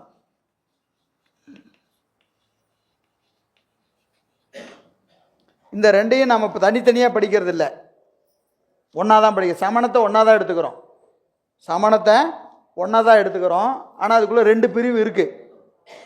எது? ஆறுகதம், நிகண்டவாதம். முதல்ல உலகாயதம், நால்வகை பௌத்தம், சமணம். இந்த ஆறு என்னது? உலகாயதம், நால்வகை பௌத்தம், சமணம். நால்வகை பௌத்தத்தை எடுத்துக்கிட்டிங்கன்னா மாத்துமிகம், யோகசாரம், வைபாடிகம், சௌத்திராதிகம். சௌத்திராதிகம் சரிங்களா? எழுதியாச்சா? எழுதுங்க, உங்கள் நோட்டில் இதெல்லாம் பேராவது இருக்கட்டும். ஆறுகதம், ஆறுகதம், நிகண்டவாதம். சமணத்தில் ரெண்டு பிரிவு, ஆனால் நம்ம ஒன்றா தான் படிப்போம். பின்னாடி பரபக்கம் படிக்கும்போது ரெண்டு வரும், அதனால் இங்கே எழுதியிருக்கேன். சரிங்களா? சமணத்தை நாம் எப்படி படிக்க போகிறோம்? ஒன்றா தான் படிப்போம், ஆனால் அதுக்குள்ளே ரெண்டு பிரிவு இருக்குது, ஆறுகதம், நிகண்டவாதம். சரிங்களா? அப்போ ஆறு சமயம் சொன்னால் உலகாயதம், நால்வகை பௌத்தம், சமணம், இதான் ஆறு. இங்கே பிரிவு உட்பிரிவுகளுக்கெல்லாம் இது சமணத்தோட ரெண்டு பிரிவு கூட்டக்கூடாது, சமணம் ஒன்று தான். சரிங்களா? கூட்டினீங்கன்னா 7000, சமணம் ஒன்று 6. சரி, அடுத்தது புறச்சமயம்.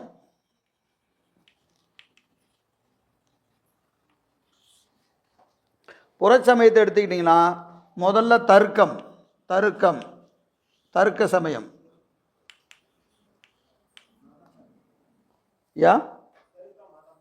தர்க்க மதம். இது ரெண்டு பிரிவு இருக்கு, நியாயம், வைசேடியம். ஆனால் அந்த நம்பர் போர்டில் பாருங்கள், நம்பர் போட்டால் அது மட்டும்தான். இதுக்குள்ளே உட்பிரிவு ரெண்டு இருக்கு, அதெல்லாம் எண்ணிக்கையில் வராது. தர்க்க மதம் ஒன்று தான், அதுக்கு ரெண்டு பிரிவு இருக்குது. நியாய மதம், வைசேடிய மதம்னு அதுக்குள்ளே ரெண்டு பிரிவு இருக்குது. சின்ன சின்ன அவங்களுக்குள்ள ஒரு கொள்கை அளவில் சின்ன வேறுபாடு இருக்கும். ஆனால் நம்ம அதை என்ன செய்கிறோம்? ஒன்றா தான் எடுத்துக்கோம். தர்க்க மதம் ஒன்று தான். அதே மாதிரி ரெண்டு மீமாஞ்சகம்,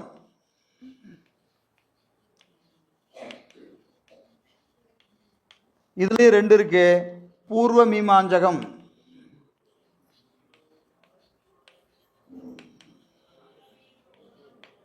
ரெண்டு உத்தர மீமாஞ்சகம்.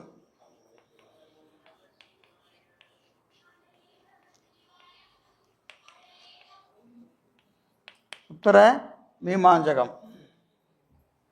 பூர்வ மீமாஞ்சகம் என்பது கர்மகாண்டம்,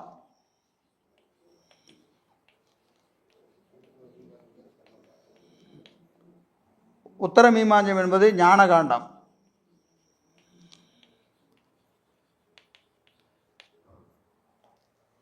இதெல்லாம் அதனோட உட்பிரிவு. சரியா? கொள்கை நாம படிக்கிறது ஒன்று ரெண்டு தான், தர்க்கம், மீமாஞ்சகம் தான். அதுக்குள்ளே என்னென்ன இருக்குங்கிறத உங்களுக்கு குறிப்பு கொடுத்துருக்கேன். நிறையா எண்ணிக்கை வருதுலாம் பயப்படாதீங்க, புரியுதா?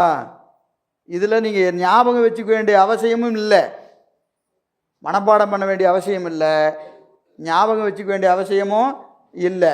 ஒரே ஒரு செய்தி தான் உங்களுக்கு. என்னது இது? என்ன திருப்பியும் இதை சொல்லும் போத அன்னைக்கு படித்தமே அவன்தான் இவன் அப்படிங்கிற ஞாபகம் வந்தால் போதும். புரியுதுங்களா? வேற ஒன்றும் இதை நீங்கள் ஏன்னா நிறையா சொல்லிக்கிட்டே இருப்பேன். மதியத்துக்கு மேலே கேட்குறவங்க கேட்கலாம், நெட்டைக்கு விடுறவங்க நெட்டை குடிக்க வேண்டியது தான். நிறையா சொல்லிக்கிட்டே இருப்போம், ஏன்னா அது செய்தி நிறையா வரும். அது இப்படி சொல்கிறாங்க அப்படி சொல்கிறாங்க, நிறையா செய்தி வரும். குறிப்பை எடுத்து வைங்க. குறிப்பு எடுத்து வச்சிங்கன்னா என்னைக்காவது பின்னாடி நமக்கு அந்த புத்தகத்தை திருப்பி பார்க்கலாம்டா, இதெல்லாம் நம்ம படித்த மாதிரி தெரியுது, எழுதி வச்சிருக்கிறோமே நம்ம நோட்டில் அப்படின்னு தோணும். சரிங்களா? சரி, மீமாஞ்சகம் ரெண்டு பிரிவு, பூர்வ மீமாஞ்சகம், உத்தர மீமாஞ்சகம். பூர்வ மீமாஞ்சகர் கர்மகாண்டி, உத்தர மீமாஞ்சகர் ஞானகாண்டம். இதெல்லாம் என்ன ஏதுங்கிறதெல்லாம் பின்னாடி விரிவாக பார்த்துக்கலாம். சரிங்களா? அடுத்தது 3 ஏகான்மவாதம். ஏகான்மவாதம் இதில் 4 பேர் இருக்காங்க. ஏகான்மவாதத்தில் 4 பேர் இருக்காங்க. மாயாவாதம் எழுதணுமா, நான் சொல்லட்டுமா? சொல்லிட்டுமா? மாயாவாதம் இதில் ஏகான்மவாதியினுடைய பிரிவு. மாயாவாதம் 2, பார்க்கரியவாதம். பார்க்கரியவாதம் 3, கிரீடா பிரம்மவாதம். கிரீடா பிரம்மவாதம்.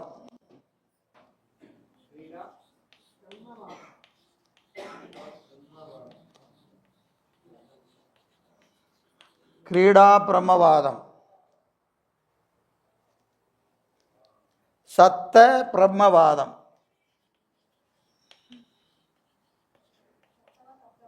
சப்தம் சப்தம் சத்தம் சத்தம் தமிழில் சொன்னால் சத்தம், சப்தம், சத்த பிரம்மவாதம்.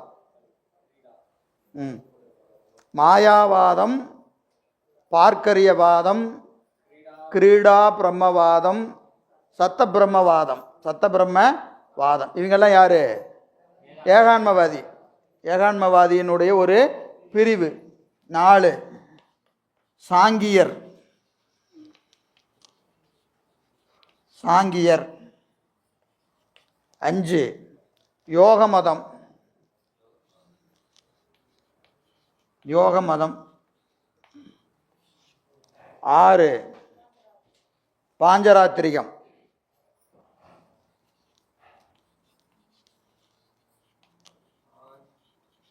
பாஞ்சராத்திரிகம் வைணவம்.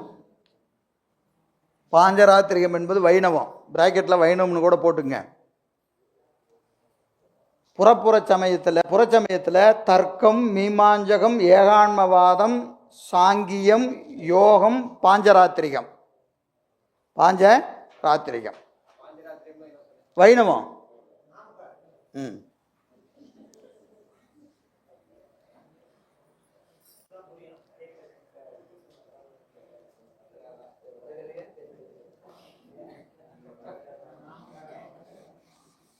எழுதியாச்சா? அடிக்கலாமா?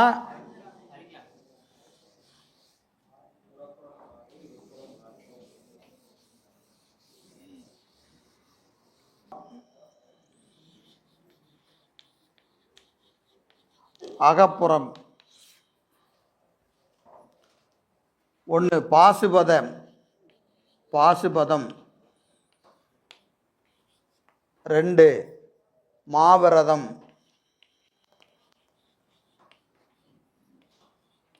3, காபாலம். 4, வாமம். 5, வைரவம். 6, ஐக்கியவாத சைவம். ஐக்கியவாத சைவம். பாசுபதம், மாவிரதம், காபாலம், வாமம், வைரவம், ஐக்கியவாத சைவம். ஐக்கியவாத சைவம்.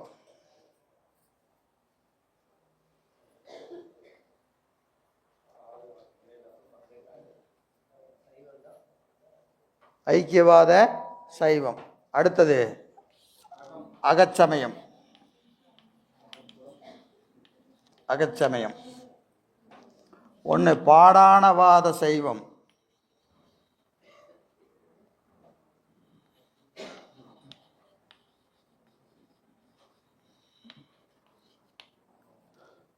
2, பேதவாத சைவம்.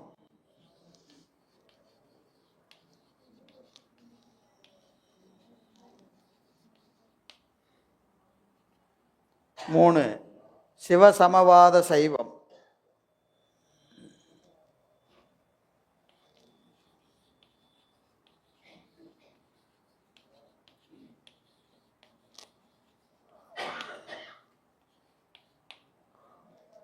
4, சிவசங்கராந்தவாத சைவம்.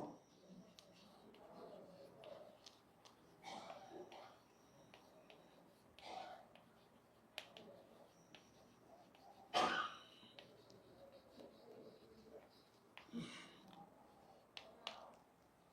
5 ஈஸ்வர அவிகாரவாத சைவம்.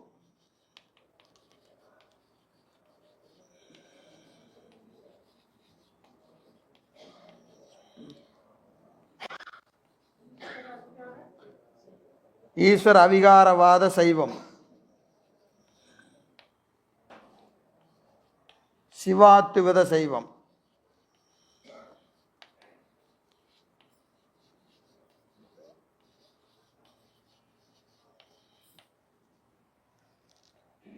பாடாணவாத சைவம், பேதவாத சைவம், சிவசமவாத சைவம், சிவசங்கராந்தவாத சைவம், ஈஸ்வர அவிகாரவாத சைவம், சிவாத்துவித சைவம்.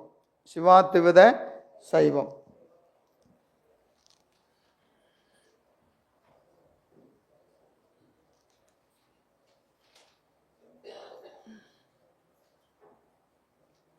எழுதிட்டீங்களா?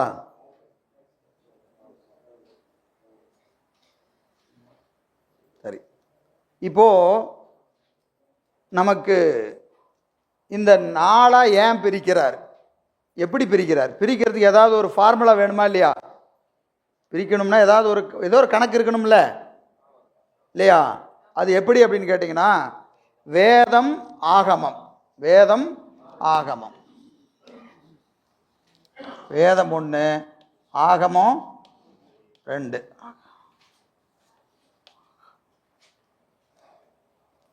இந்த வேதத்தையும் ஆகமத்தையும் ரெண்டையுமே ஏற்றுக்காதவங்க, வேதத்தையும் ஏற்றுக்க மாட்டாங்க, ஆகமத்தையும் ஏற்றுக்க மாட்டாங்க. ரெண்டையும் ஏற்றுக்காதவங்க புறப்புற சைவம், புறப்புற சமயம். புறப்புற சமயம். அவங்க எதை ஏற்றுக்க மாட்டாங்க? வேதத்தையும் ஏற்றுக்க மாட்டாங்க, ஆகமத்தையும் ஏற்றுக்க மாட்டாங்க. வேதம் பொது நூல், ஆகமம் சிறப்பு நூல். சரிங்களா?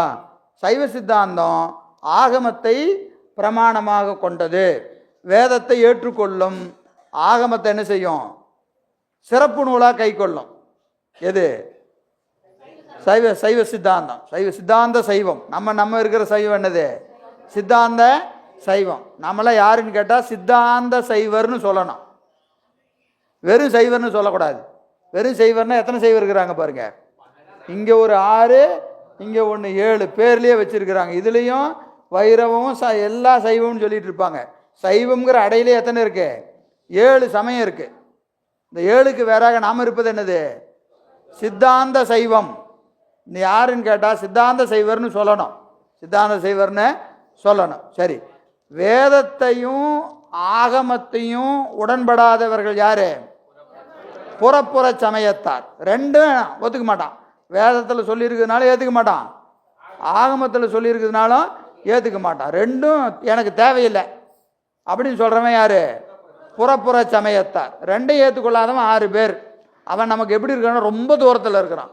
புறம்னா வெளியே, புறப்புறம்னா ரொம்ப வெளியே. நமக்கும் அவனுக்கு ஏணி வச்சா கூட எட்டாது, அப்படி இருக்கிறான். அப்புறம் அவனுக்கு பக்கத்தில், அவனுக்கு கொஞ்சம் முன்னாடி யார் இருக்கிறான்னா புறச்சமயத்தார். அவன் என்னன்னு கேட்டால் வேதத்தை ஏற்றுக்குவான், வேதத்தை ஏற்றுக்குவான். எதை ஏற்றுக்க மாட்டான்? ஆகமத்தை ஏற்றுக்க மாட்டான்.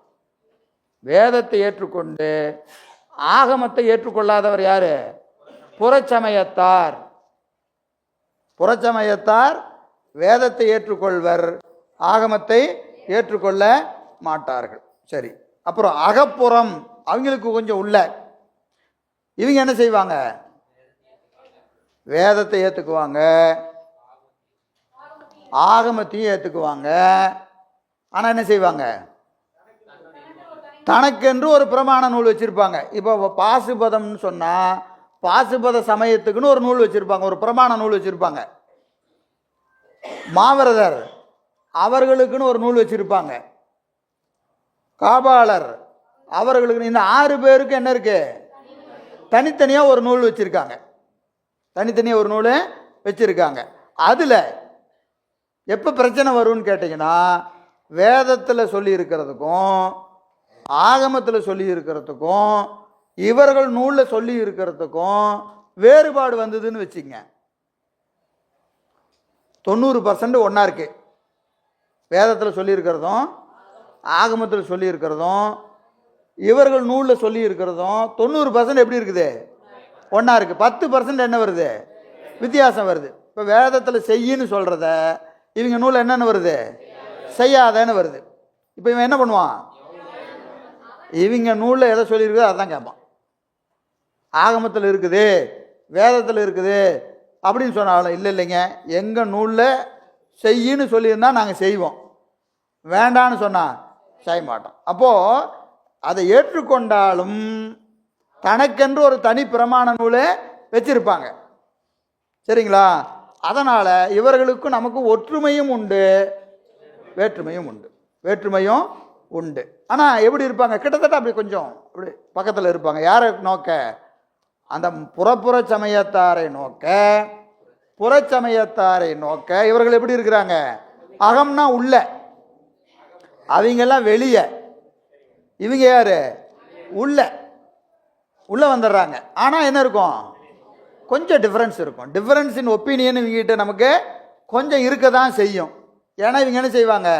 வேத ஆகமங்களை ஏற்றுக்கொண்டாலும் தனக்கென்று ஒரு பிரமாண நூலை வச்சுருப்பாங்க. சரிங்களா? அந்த பிரமாண நூல் இருப்பது தான் என்ன செய்வாங்க? இறுதி முடிவு. அது சொல்கிறது தான் இறுதி முடிவு. எனவே இவர்களுக்குள்ள நமக்கும் என்ன இருக்கும்? சிறு சிறு வேறுபாடுகள் உண்டு. சரி, அப்புறம் அகச்சமயத்தார் இவர்கள் யாரு? வேதமும் ஏற்றுக்கொள்வாங்க, ஆகமும் ஏற்றுக்கொள்வாங்க, நம்மளோட 98% ஒட்டு வருவாங்க. எங்க வித்தியாசப்படுவாங்க? முத்தினா என்ன, முத்தினா என்ன அப்படின்னு ஒரு கேள்வி கேட்டா நம்மகிட்ட இருந்து வேறுபட்டுருவாங்க. முத்தியை பற்றிய இலக்கணத்தை தவிர மற்ற அனைத்து செய்திகளிலும் சித்தாந்த சைவரோடு இவங்க எப்படி இருப்பாங்க? உடன்பட்டு நிற்பாங்க. முத்தி நிலை மட்டும் என்ன ஆகும்? வேறுபடும். பாடாணவாத சைவர் முத்திக்கு வேற ஒரு இலக்கணம் சொல்லுவாங்க, பேதவாதி ஒரு இலக்கணம் சொல்லுவான். இவர்கள் 6 பேரும் 6 இலக்கணம் சொல்லுவாங்க. அதை மட்டும் முத்தி இலக்கணத்தை மட்டும் எடுத்துட்டீங்கன்னா இவர்கள் யாரு? முத்தி இலக்கணத்தை எடுத்துட்டீங்கன்னா இவர்கள் சித்தாந்த சைவர். ஆமா, எல்லாத்துலேயும் கூடவே வருவாங்க. முத்தின்னு சொன்னா மட்டும் என்ன ஆயிடுவாங்க? மாறிடுவாங்க. அப்போ இவர்களுக்கு முத்தி இலக்கணம் மட்டும் மாறும், முத்தி இலக்கணம் மட்டும் மாறும். எனவே இவர்கள் யாரு? அகச்சமயத்தார், ரொம்ப பக்கத்தில் இருக்கிறவங்க. இவர்களுக்கு நல்ல குரு வாய்த்தால் சைவ சித்தாந்தி ஆயிடுவான். இவர்களுக்கு நல்ல குரு வாய்த்தால் இவர்கள் என்ன ஆயிடுவாங்க? சைவ சித்தாந்த நெருக்கி வந்துடுவாங்க. காரணம், எல்லாவற்றிலும் உடன்படுபவர்கள். தத்துவ ஞானத்தில் 36 தத்துவங்களையும் ஏற்றுக்கொள்வார்கள். மாய இலக்கணம் ஏற்றுக்குவாங்க, எல்லாத்தையும் ஏற்றுக்குவாங்க. முத்தி இலக்கணம் மட்டும் மாறுபடும். அதே மாதிரி இவர்கள் யாரு? அகப்புற சமயத்தார் என்ன செய்வாங்கன்னு கேட்டிங்கன்னா ஆணவ மலத்தை ஏற்றுக்க மாட்டாங்க. இவர்கள் என்ன செய்ய மாட்டாங்க? ஆணவ மலத்தை ஏற்றுக்கொள்ள மாட்டார்கள். இவர்கள் ஆணவ மலத்தை ஏற்றுக்கொள்வார்கள், முத்தியில மாறுபடுவாங்க. இந்த 2 பேத்துக்குள்ள வித்தியாசம் இதுதான். இவர்கள் என்ன செய்ய மாட்டாங்க? ஆணவ மலத்தை ஏற்றுக்கொள்ளாதவர்கள் அகப்புற சமயத்தார். ஆணவ மலத்தை ஏற்றுக்கொண்டு முத்து நிலையில மாறுபடுபவர். இவங்க 2 பேரும் வேதத்தையும் உடன்படுவாங்க, ஆகமத்தையும் உடன்படுவாங்க. 2 பேரும். அவங்க 2 பேரும் ஒருத்தர் வேத ஆகமத்தை 2ஐயும் ஏற்றுக்காத ஒரு ஆள் வேதத்தை ஏற்றுக்குவார், ஒரு ஆள் ஆகமத்தை ஏற்றுக்க மாட்டார். ஸோ இந்த 4ஐயும் இப்படி தான் பிரிச்சிருக்கிறார். வேத ஆகமங்களை ஏற்றுக்கொள்ளாதவர்கள் புறப்புற சமயத்தார், வேதத்தை உடன்பட்டு ஆகமத்தை ஏற்றுக்கொள்ளாதவர்கள் புறச்சமயத்தார். வேதத்தை ஏற்றுக்கொண்டு ஆகமத்தை ஏற்றுக்கொண்டு தனக்கெனு ஒரு பிரமாண நூல் கொண்டிருப்பார்கள், ஆணவமல இலக்கணத்தை ஏற்றுக்கொள்ள மாட்டார்கள். அவர்கள் யாரு? அகப்புற சமயத்தார். வேதத்தை ஏற்றுக்கொள்வார்கள், ஆகமத்தை ஏற்றுக்கொள்வார்கள், ஆணவமலத்தை ஏற்றுக்கொள்வார்கள், முத்தி நிலையில் வேறுபடுபவர்கள் அகச்சமயத்தார். அவ்வளோதாங்க. இதுக்கு போய் எவ்வளவு பீடிகையெல்லாம் போட்டு பயமுறுத்திட்டீங்க, அவ்வளோதான், முடிஞ்சு போச்சு. அப்படியா? முடிச்சிடலாமா அப்படியே? அதுக்கு ஏன் இவ்வளோ மிரட்டுறீங்க அப்படிங்கிறீங்களா? பார்ப்போம். இதே மாதிரி இன்னைக்கு பூரா சொல்லணும் நீங்க.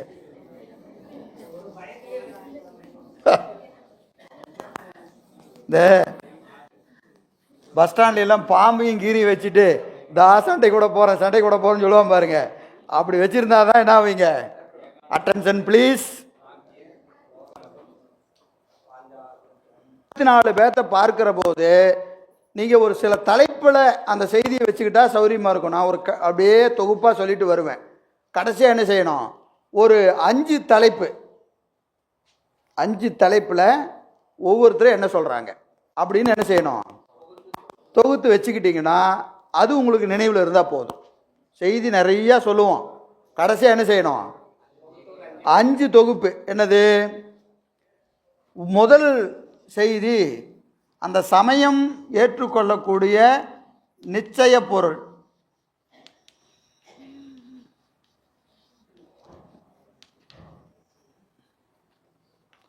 ஒவ்வொரு சமயமும் ஏற்றுக்கொள்ளக்கூடிய நிச்சய பொருள்.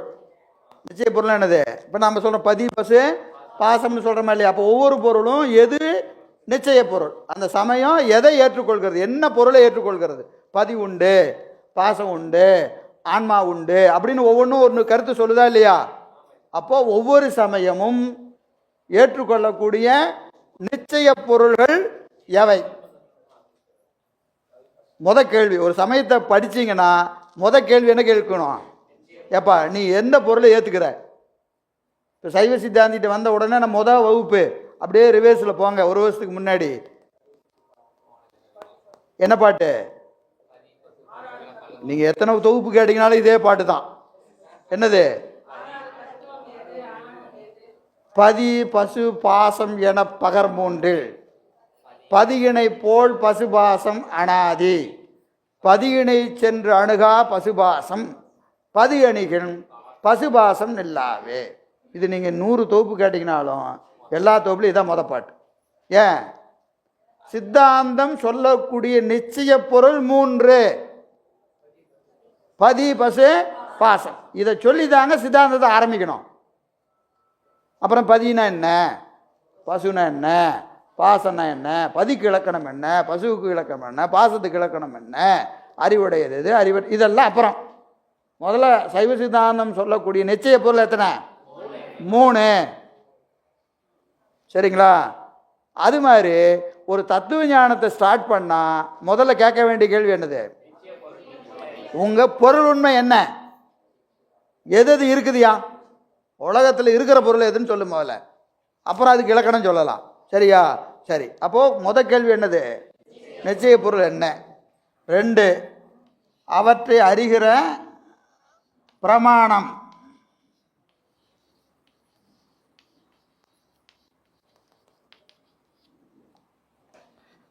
பிரமாணம் பிரமாணம் என்னது? அளவை. அந்த சமயங்கள் எந்த அளவைகளை ஏற்றுக்கொள்கிறது? அளவைன்னு என்னது? அளவை என்பதற்கு என்ன பொருள்? அளக்கின்ற கருவி. அளவு என்பதற்கு அளக்கின்ற கருவி. அப்ப எதை அளக்கணும்னாலும் என்ன செய்யணும்? ஒரு அளவை வேணும். கருவி வேணுமா இல்லையா? கருவி இல்லாமல் எதையும் அளக்க முடியாது. இப்போ வீட்டை அளக்கணும்னா என்ன வேணும்? டேப் வேணும். கரண்ட் அளக்கணும்னா அந்த மீட்ரு வேணும் இல்லையா? அது இருந்தால் தான் அளக்க முடியும். அளக்கணும் கையை வச்சே அளக்க முடியும். கொண்டாயா டேப்பை, கொண்டு வாயா மீட்டர்னு கேட்போமா இல்லையா? அப்போ பொருள் உண்மை என்ன? அந்த சமயங்கள் ஏற்றுக்கொள்ளக்கூடிய பிரமாணங்கள் என்ன? பிரமாணங்கள் என்ன? அப்புறம் 3வது கேள்வி, இது நமக்கான கேள்வி. இந்த சமயங்கள் பதி பசு பாசத்தை பற்றி என்ன கூறுகிறது? 3 பற்றி இந்த சமயத்தின் கருத்து என்ன? இது மேலேயே இது இருக்கு, ஆனாலும் நமக்கு இது வேணும். அவன் பதி உண்டுன்னு சொல்றானா இல்லைன்னு சொல்றானா? பாசம் உண்டுன்னு சொல்றானா இல்லைன்னு சொல்றானா? ஆன்மா என்ற உண்டா இல்லையா? இந்த 3ஐ பற்றிய அந்தந்த சமயங்கள் என்ன சொல்லுகிறது? சரிங்களா? அப்புறம் 4, இவற்றினுடைய தத்துவ ஞானங்கள் எத்தனை? தத்துவ ஞானம் எவ்வளவு? தத்துவ ஞானம் என்பது என்னது? தத்துவங்கள். இந்த சமயங்கள் எத்தனை தத்துவங்களை ஏற்றுக்கொள்கிறது? 36 தத்துவங்கள் சைவ சித்தாந்தம் சொல்லுது. இந்த சமயம் அல்ல 5 தான், 10 தான், 20 தான், 24 தான், 31, 36 அப்படின்னு என்ன செய்யறாங்க? ஒவ்வொரு சமயமும் ஒவ்வொரு தத்துவ ஞானத்தை வச்சிருக்கு, ஒரு எண்ணிக்கை வச்சிருக்கு. அந்த 36க்குள்ள தான் இருக்கு. 36 தாண்டி ஒருத்தனும் ஒன்றும் சொல்றது இல்லை. சரியா? இவன் எத்தனை ஏத்துக்கிறான்? இந்த 24 பேரும் ஒவ்வொருத்தரும் எத்தனை தத்துவ ஞானத்தை ஏற்றுக்கொள்கிறார்கள்? தத்துவங்களினுடைய எண்ணிக்கை, தத்துவங்களுடைய எண்ணிக்கை. தத்துவ ஞானம் என்பது கூட தத்துவங்களுடைய எண்ணிக்கை, தத்துவங்களுடைய எண்ணிக்கை. 5வது கேள்வி, முத்தி என்பது என்ன?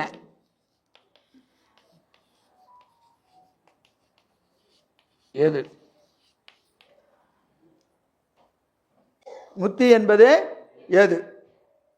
இந்த 5 கேள்வியும் கேட்டு 24 பேர்த்த பார்க்கணும். இந்த 5 கேள்விக்கு அவன் என்ன பதில் சொல்றான்? நம்ம சொல்றதை தான் மொத்தமாக படிக்க போறோம்.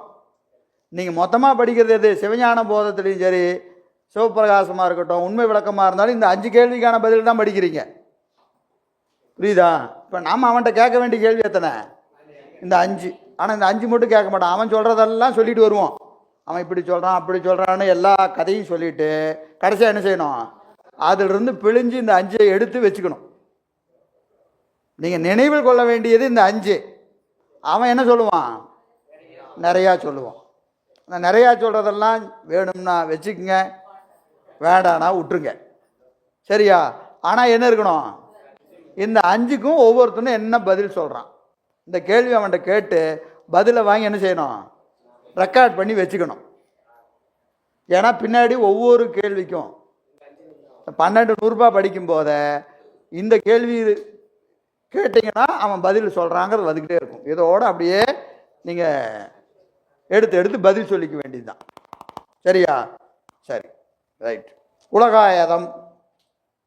இப்போ இந்த கேள்விக்கு பதில் கடைசியாக உலகாயதனை முடிச்சுட்டு உலகாயதம் என்ன சொல்றான்னு பார்த்துக்கலாம். சரியா? முதல் உலகாயத மதம். உலக ஆயதம், உலக ஆயதம் எழுதியாச்சுல? எழுதிட்டீங்களா?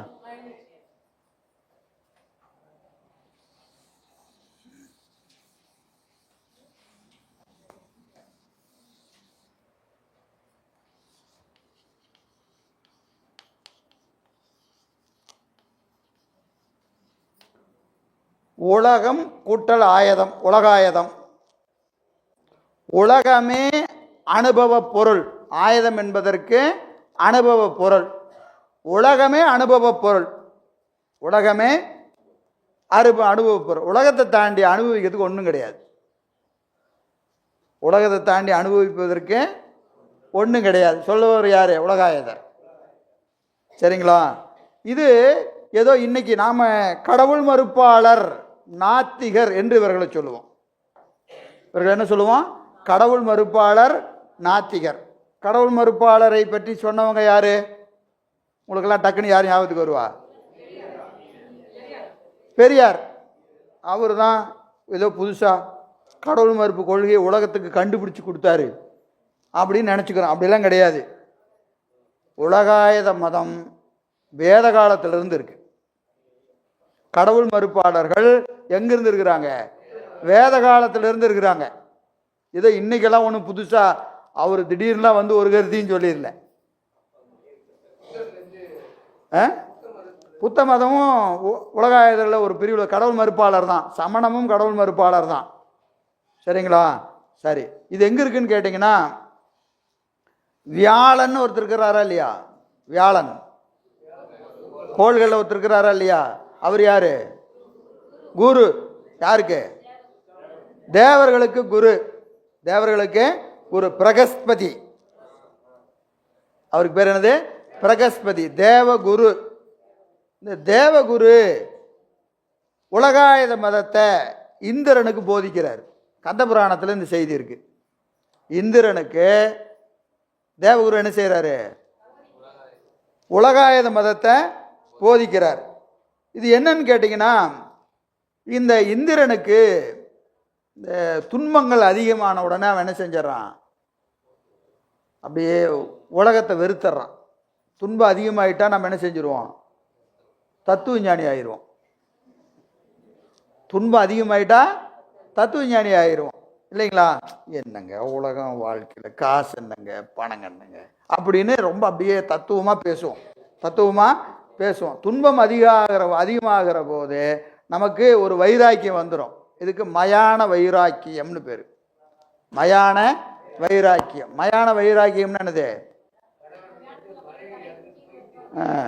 நீரினில் மூழ்கி நினைப்பொழிந்தாரே திருமந்திரம் சொல்லுதா இல்லையா? பேரினை நீக்கி பிணம் என்று பேரிட்டு சூரையங்காட்டிடை கொண்டு போய் சுட்டிட்டு நீரினில் மூழ்கி நினைப்பொழிந்தார். ஒரு இறப்பு நடந்ததுன்னா அந்த வீட்டில் போய் எல்லாருமே அங்கே இருக்கிற எல்லாரும் தத்துவ ஞானி. என்னது அங்கே போய் உக்காந்துட்டு என்னங்க வாழ்க்கை ஒன்றுமே கிடையாதுங்க இப்படிங்கன்னு அப்படியே தத்துவ ஞானமாக பேசுவான். போய் வச்சு முடிச்சுட்டு தண்ணியில் மூழ்கி எழுந்திரிச்சானா எல்லா தத்துவ ஞானியும் போயிடுவான். எல்லாத்திட்டையும் இப்போ வேற என்ன இருக்குது, செல்போன், ஹலோ சொல்லுங்க அப்படின்னு 10 மிஸ்டு கால் எடுத்தானா எங்கே போயிடுவான், திருப்பியும் தத்துவ ஞானி ஆசாமி ஆயிடுவான். இதுக்கு மயான வைராக்கியம். சுடுகாட்டுக்கு போகிற வரைக்கும் ஒரு வைராக்கியம் இருக்கும். இனி நாளையிலிருந்து இந்த வாழ்க்கையெல்லாம் நிரந்தரம் இல்லை, இனி எல்லாம் இந்த வழிபாடெல்லாம் பண்ணணும், அப்படி பண்ணணும் இப்படி பண்ணணும்னு பேசிட்டு போகிறவன் குளிச்சானா முடிஞ்சு போச்சு. சரிங்களா? அப்போ இந்த மயான வைராக்கியம் யாருக்கு இருக்குன்னா எல்லாத்துக்கும் இருக்குது. எல்லாத்துக்குமே இந்த மயான வைராக்கியம் இருக்கிறது. இது போன்ற ஒரு வைராக்கியம் தான் யாருக்கு வருது, இந்திரனுக்கு. இந்த அசுரர்கள்லாம் தொந்தரவு பண்ணுறாங்க, துன்பம் தாங்கலை. உடனே அவன் என்ன செய்கிறான், நான் போய் தவம் இருக்க போகிறேன் அப்படின்னு போய் தவம் இருக்க போயிடுறான். இப்போ அவன் தவத்துக்கு போனான்னா உலகம் எங்காது. ஏன் அவனுக்கெல்லாம் சில வேலையை சாமி கொடுத்துருக்கிறாரா இல்லையா? இந்திரனுக்கு ஒரு வேலை, சந்திரனுக்கு ஒரு வேலை, சூரியனுக்கு ஒரு வேலை, ஒவ்வொருத்தருக்கும் ஒரு வேலை இருக்கு. அந்த வேலையை அவன் செஞ்சாதான் என்ன ஆகும், உலகம் இயங்கும். இவன் என்ன செய்கிறான், தவத்துக்கு போகிறேன்னு போயிட்டான். இப்போ குரு பார்க்குறாரு. உடனே என்ன செய்கிறாரு, இங்கே வாடா, இங்கடா தவத்துக்கு போகிறார். தவமாவது ஒன்றும் கிடையாது. இந்திராணி இருக்கிறா, சந்தோஷமாக இருக்கிறத விட்டுட்டு தவம் செய்கிறானம்மா. கடவுளாவது ஒன்றும் கிடையாதுன்னு பிரகஸ்பதி இந்திரனுக்கு உலகாயத மதத்தை போதித்தார். உலகாயத மதத்தை போதிக்கிறார். என்னது, பாவம் கிடையாது, புண்ணியம் கிடையாது, தவம் கிடையாது, ஒன்றும் கிடையாது. என்ன செய்ய, போய் சந்தோஷமா இருறான். என்னடா பண்ணிட்டு இருக்கிற அப்படின்னு சொன்ன உடனே அப்படியா அப்படின்ட்டு போயிட்டான். எங்கே போனவன், தவத்துக்கு போனவன் அவத்துக்கு போயிட்டான். சரியா? அப்போ அவனுக்கு உபதேசம் செய்யப்பட்டது தான் உலகாயத மதம். இதில் காஞ்சி புராணத்தில் சிவஞான முனிவர் செஞ்சது அதுவும். அங்கே ஒரு கேள்வி கேட்குறாரு. என்ன கேள்வி? நீங்களே உபதேசம் பண்ணுவீங்க, நீங்களே என்ன செய்வீங்க, கடவுளும் இல்லைன்னு நீங்கள் தானே சொன்னீங்க. பேசாமல் தவம் பண்ண போனானா இல்லையா? யாரு? இந்திரன் தவம் பண்ண போனான். அவனை நீங்கள் என்ன செஞ்சுருக்கணும், எதுக்கு தடுத்தீங்க? தவம் பண்ண போனவனை தடுத்ததுக்கு காரணம் என்ன என்ன செஞ்சுருக்கலாம்? பேசாமல் அவனை அப்படியே விட்டுருக்கலாமா அப்படின்னு ஒரு கேள்வி கேட்குறாரு. யார்? இந்த கேள்வியெல்லாம் கேட்குறவர் எப்பவுமே யார் இருப்பா? முனிவர் தான் கேட்பார். இப்படி ஒரு கேள்வி கேட்குறாரு. ஏன் கேட்குறாருன்னா, அங்கே தான் எழுதுறாரு, உங்களுக்கு உண்மையாகவே அந்த தவத்தை செய்கிற தவம் இருந்தால் உங்களை யாருமே டைவர்ட் பண்ண முடியாது. புரியுதுங்களா? டைவர்ட்டே பண்ண முடியாது. அந்த புண்ணியம் உங்களுக்கு இருந்ததுன்னா நீங்கள் என்ன செய்ய மாட்டீங்க, என்ன பைத்தியக்கார மாதிரி பேசிட்டு இருக்கிற, உங்களோட சேரக்கூடாதியா அப்படின்னு என்ன செய்வான். இந்திரன் பிரகஸ்பதியின் உபதேசத்தை என்ன செஞ்சிருப்பான், நிராகரித்து தவம் செஞ்சிருப்பான். புரியுதுங்களா? அவனுக்கு என்ன கிடையாது, தவம் செய்கிற தவம் அவனுக்கு இல்லை.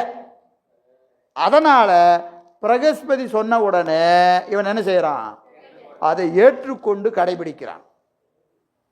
இது எல்லா இடத்துலையும் உண்டு. இப்போ உதாரணத்துக்கு நம்ம நினச்சிக்குவோம், என்ன நினச்சிக்குவோம்னா, இப்போ உலகத்தில் நம்ம அடிக்கடி நம்ம வாழ்க்கையில் நடக்கிற ஒரு எல்லா வாழ்க்கையிலும் இது நடக்கும். எல்லாரும் இது இந்த இடத்துல நிற்கிறோம்.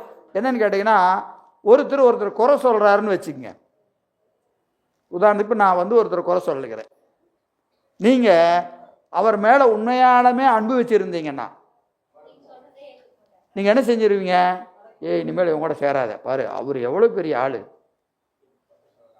அவரையே இவர் குறை சொல்கிறாருன்னா இந்த ஆள் சரியில்லை, இனிமேல் என்ன செய்யக்கூடாது, இவர் கூட சேரக்கூடாது. குறை சொல்கிற எண்ணம் நீங்கள் விட்டு என்ன செஞ்சிருவீங்க? நீங்கிடுவீங்க. இதே உங்களுக்கும் ஒரு ஒப்பீனியன் அப்படி இருந்ததுன்னு வச்சுக்கோங்க. அப்படியா? இருக்கும் அப்படின்னு சொல்லி என்ன செய்வீங்க? ஆமாயா, எங்கூட சேர்ந்துருவீங்க. ஆனால் நீங்கள் என்ன, இன்னொரு ஆள் சொல்லுவான், அவங்களோட சேர்ந்ததுனால தான் இவன் கெட்டு போனான் அப்படின்னு சொல்லுவோம். உண்மையில் யாரு கூட சேர்ந்து யாரும் கெட முடியாது. நான் ஒரு கருத்தை சொல்லுகிறேன் என்று சொன்னால் உங்களுக்கு அது உடன்பட்டால் வந்துடுவீங்க, உடன்படலைன்னா வரமாட்டீங்க. இப்போ உடன்படுகிறீர்கள் என்று சொன்னால் அந்த கருத்து உங்கள் அறிவில் ஏற்றுக்கொள்ளக்கூடியதாக இருக்கணும். இல்லைன்னா என்ன செய்ய மாட்டீங்க? ஏற்றுக்க மாட்டீங்க இல்லையா?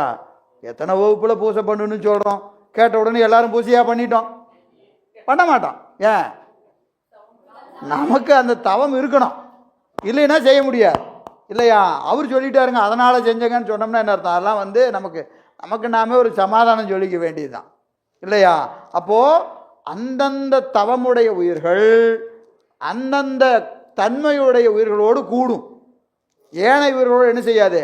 கூடாது, கூடவே கூடாது. அப்போ இந்திரனுக்கு உலகாயத மதத்தை இறைவன் பிரகஸ்பதியின் வழியாக உபதேசம் செஞ்ச உடனே அந்த அந்த தவம் அவனுக்கு இருக்குது. என்னது? உலகத்தை அனுபவிக்கிற தவம் இருக்கிறது. தவம் செய்கிற தவம் அவனுக்கு இல்லை. எனவே இதை விடுத்து அவன் அங்கே போனான். சரிங்களா? அதனால் இறைவன் உபதேசம் செய்வதனால ஒரு குற்றமும் இல்லை. பல வகையாக இத்தனை சமயங்களை யார் வச்சிருக்கிறா? பெருமான் தான் வச்சிருக்கிறார். கடவுள் இல்லை என்கின்ற சமயத்தையும் இறைவனே படைத்தான். இறைவனே படைத்தான். ஏன் படைச்சானா, அந்தந்த அனுபவத்தை அந்தந்த ஆன்மாக்கள் தான் ஏற்றுக்கொள்ளும், ஏனையவற்றை அது என்ன செய்யாது? ஏற்றுக்கொள்ளாது. அப்போ படிமுறையில் ஆன்மா என்ன செய்யணும்? விளங்கும். ஆன்மாவின் அறிவு படிமுறையில் தான் விளங்குமே அன்று ஏனைய வகையில் அதனுடைய அறிவு விளங்காது. அந்தந்த பக்குவத்திற்கேற்ப சமயங்களை வரிசையாக வச்சிருக்கிறார். அந்த எல்லாமே அப்படிதான், எல்லாமே இறைவனால் படைக்கப்பட்டது தான். எந்த சமயம், அதனால தான் சைவ சித்தாந்தம் யாரையும் என்ன செய்வதில்லை, வெளியே தள்ளுறதில்லை. வா உள்ள வா, கூப்பிட்டுதான், உன்னோட சமயத்தினுடைய நிலை இது என்று அவர்கள் ஒரு இடத்துல இருக்கிறாங்க. அவர்களுக்கு ஒரு சேர் போட்டு நீங்கள் உட்காருன்னு உட்கார வைக்கிற சமயம் ஒரே சமயம் அது. உண்மையான சித்தாந்தி எந்த சமயத்தையும் நிந்திக்க கூடாது. ஏன் நிந்திக்க கூடாதுன்னா, நீங்கள் ஒழுங்கா படிக்கலன்னு அர்த்தம். படித்தா அந்தந்த ஆன்மா அதன் பக்குவத்துக்கு ஏற்ப தான் நெறியில் நிற்கும். அதனால் அவ்வளோதான் நிற்க முடியும். அது ஏன் நிற்க மாட்டேங்கிறேன்னு கேள்வி கேட்கக்கூடாது. அதுக்கு தவம் இருந்தால் என்ன செய்யும்? அது மேலே வந்துடும். தவம் இல்லைன்னா வராது. நீங்கள் சொல்கிறதுனால எல்லாம் வந்துடாது. இத்தனை சொல்லிட்டு இப்போ கேள்வி கேட்டோம்னா உலகாயதனை மறுத்து இதெல்லாம் தப்பு அப்படின்னு சொன்னால் அது கேட்டவுடனே வந்துடுவானா? வரமாட்டான். அப்புறம் எதுக்கு படிக்கணும்? நம்ம அறிவை திருத்திக்கிறதுக்கு. எவனாச்சும் நம்புறதுக்கு வந்து சொல்லும் போத, ஐயா இது நமக்கு ஆகாது, நீ வேலைப்பார் அப்படின்னு கையெடுத்து கும்புறதுக்கு தான் படிக்கிறமே ஒழிய அவனை திருத்துறதுக்கு நாம் படிக்கலை. நம்மளை திருத்திக்கிறதுக்கு தான். நல்லா ஞாபகம் வச்சுக்கணும், புரியுதுங்களா? நாம் போய் யாரையும் என்ன செய்ய முடியாது? திருத்த முடியாது. திருத்துறது நம்ம வேலை கிடையாது. அவனுக்கு என்னைக்கு அந்த தவம் இருக்குதோ அவன் என்ன செய்வான்? அடுத்தபடி மேலே ஏறி வரும். வர்ற வரைக்கும் நீங்கள் என்ன செய்யணும்? வேடிக்கை தான் பார்க்கணும். அப்போ நமக்கு மயான வைராக்கியத்தில் இருக்கிறோம்னு அர்த்தம். அப்போ நம்ம எதில் இருக்கிறோம்? மயான வைராக்கியம் இருக்குதுன்னு அர்த்தம். சரி, எனவே அந்த வகையில் இவர்கள் கடவுள் மறுப்பாளர். இது உள்நாட்டிலையும் இருக்கு, பிற நாடுகளிலும் கடவுள் மறுப்பு கொள்கை உண்டு.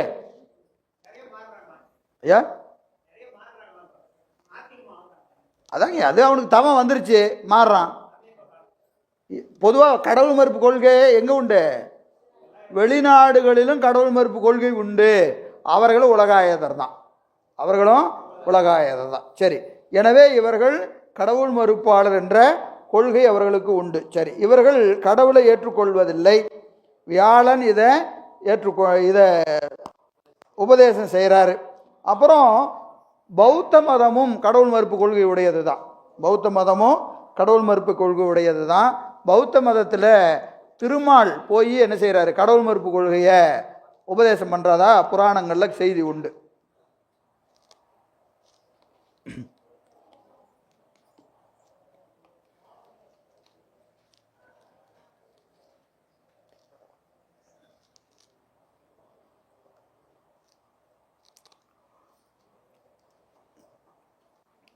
இதனுடைய பிரிவு பார்த்திங்கன்னா நிறையா இருக்குது. நம்ம சிவஞான போதத்தில் 3வது நூற்பாடில் படிப்போம். ஒன்று தேக ஆன்மவாதி,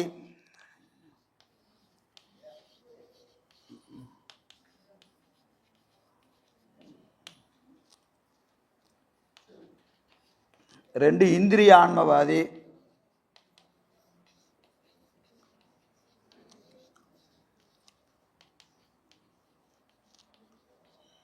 மூணு பிராண ஆன்மவாதி,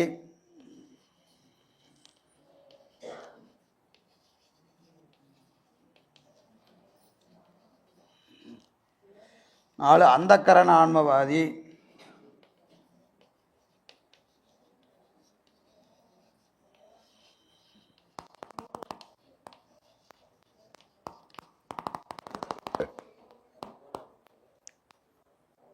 உலகாயதரில் என்னது? தேக ஆன்மவாதி, இந்திரிய ஆன்மவாதி, பிராண ஆன்மவாதி, அந்தக்கரண ஆன்மவாதி. தேக ஆன்மவாதின்னு என்னது? உடம்பு தான் ஆன்மா, உடம்பு தான் ஆன்மா, உடம்புக்கு வேறாக என்ன கிடையாது, ஆன்மா என்ற ஒன்று இல்லை அப்படின்னு சொல்கிறவங்க யார்? தேக ஆன்மவாதி. இந்திரிய ஆன்மவாதி, இந்திரியங்கள் தான் ஆன்மா, இந்திரியக்கு வேறாக ஆன்மா என்ற ஒன்று இல்லை அப்படின்னு சொல்கிறவங்க. அப்புறம் பிராணனே ஆன்மா, பிராணனே ஆன்மா என்று சொல்லக்கூடியவர்கள், அந்த கரணங்களே ஆன்மா என்று சொல்லக்கூடியவர். இதெல்லாம் நம்ம பின்னாடி நிறைய விரிவாக, இதெல்லாம் பிரிவு யாரில்? உலகாயதனுடைய பிரிவுகள். சரி, இவர்கள் கடவுளை பற்றி என்ன சொல்கிறாங்க? கடவுள் இல்லை, எதை கேட்டாலும் இல்லை இல்லை இல்லைன்னு சொல்லுவான். நாத்தி என்ற சொல்லுக்கு இல்லை என்பது பொருள். ஆஸ்தினா உண்டு, ஆஸ்தினா உண்டு, நாத்தினா இல்லை. இல்லை என்ற கொள்கை தான் இவனுடைய கொள்கை. எதை கேட்டாலும் இல்லைன்றுவான். பதி உண்டா? இல்லை. பசு உண்டா? இல்லை. பாசம் உண்டா? இல்லை. கண்மம் உண்டா? இல்லை. அப்புறம் மாயை உண்டா? இல்லை. புண்ணியம் உண்டா? இல்லை. பாவம் உண்டா? இல்லை. எதை கேட்டாலும் இல்லை இல்லை இல்லைன்னு சொல்லுவான். அதனால் இவன் யார்? நாத்திகன், இல்லை என்ற கொள்கையை உடையவன். எதை கேட்டாலும் இல்லைன்றான். இல்லைன்னு சொல்கிறதுக்கு ஒன்றுமே தெரிய வேண்டாம், இல்லைன்னு ஒரு சொல்லு தெரிஞ்சால் போதும். ஆமாம், தெரியாதுன்னு தெரிஞ்சால் போதும். இருக்குதுன்னு சொல்கிறது என்ன செய்யணும்? நிறையா தெரியணும். இப்போ அவனுக்கு ரொம்ப ஈஸியான வேலை என்னது? இல்லை இல்லை இல்லை என்று சொல்லுவான். எனவே பதி இல்லை, பதி இல்லை. பசு, உடம்புக்கு வேறாக உயிர் என்ற ஒன்று இல்லை, உடம்புக்கு வேறாக உயிர் என்ற ஒன்று இல்லை. பாசம், ஆணவம், கண்மம், மாயை. ஆணவம், அதை பற்றி பேச்சே இல்லை. ஆணவத்தை பற்றி பேசுகிறவன் யாரு? ஆணவத்தை பற்றி பேச்சு எங்கே வருது? அகச்சமயத்துக்கு வந்தால் தான் ஆணவத்தை பற்றி பேசணும். அது வரைக்கும் 18 பேர். ஆணவத்தை பற்றி பேசாதவன் எத்தனை பேர்? 18 பேர். யாராரு? புறப்புறம், புறம், அகப்புறம். இந்த 18 பேர்த்துக்கு ஆணவம்னா என்னன்னே தெரியாது. கடவுளை தெரியாமல் இருக்கிறது பரவாயில்ல, ஆணவத்தை பற்றி தெரியாதவன் எத்தனை பேர்?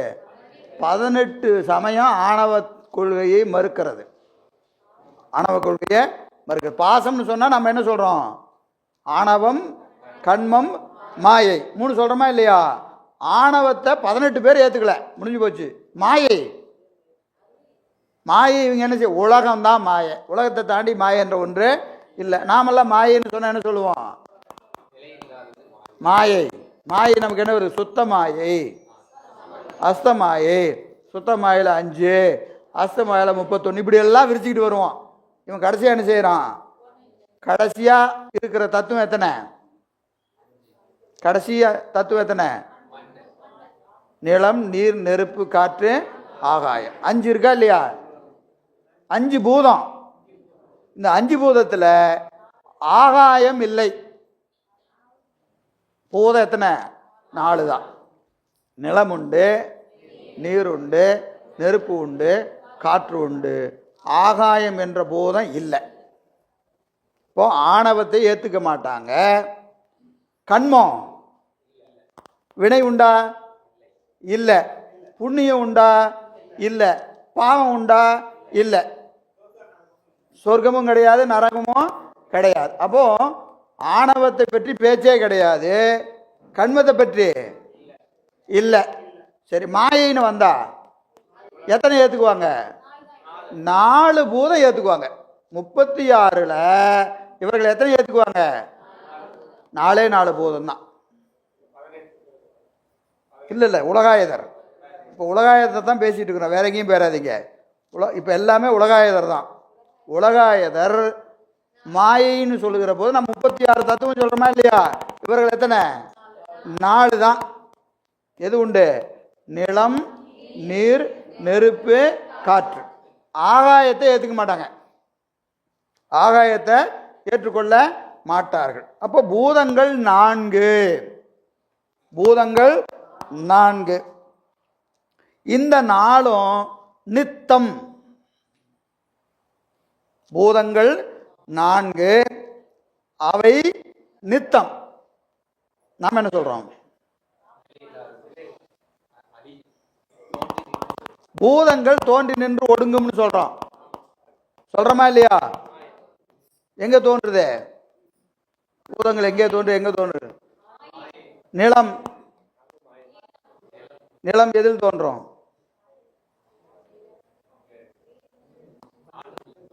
நாற்றம்.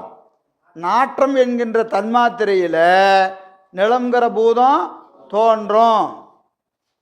அடுத்தது நீர். சுவைங்கிற பூதத்தில் தோன்றும், தன்மாத்திரையில தோன்றும். அப்புறம் நெருப்பு, ஒளி என்கின்ற தன்மாத்திரையில தோன்றும். காற்று, ஊறு, ஊறு என்கின்ற தன்மாத்திரையில தோன்றும். அப்ப இந்த 4 பூதமும் அதற்குரிய தன்மாத்திரையிலே தோன்றி நின்று ஒடுங்கும் அப்படின்னு சொல்றவங்க யாரு? நம்ம சொல்றோம். இவன் என்ன சொல்றான்? தன்மாத்திரையும் கிடையாது, ஒன்றும் கிடையாது. இந்த 4மே என்னைக்குமே இருக்கும். நிலம் நித்தம், நீர் நித்தம், நெருப்பு நித்தம், காற்று நித்தம். 4 பூதங்களும் நித்தமானது. யாருடைய கொள்கை? உலகாயதருடைய கொள்கை. உலகாயதரது கொள்கை. இது ஏன் நித்தன்னு சொல்றான்?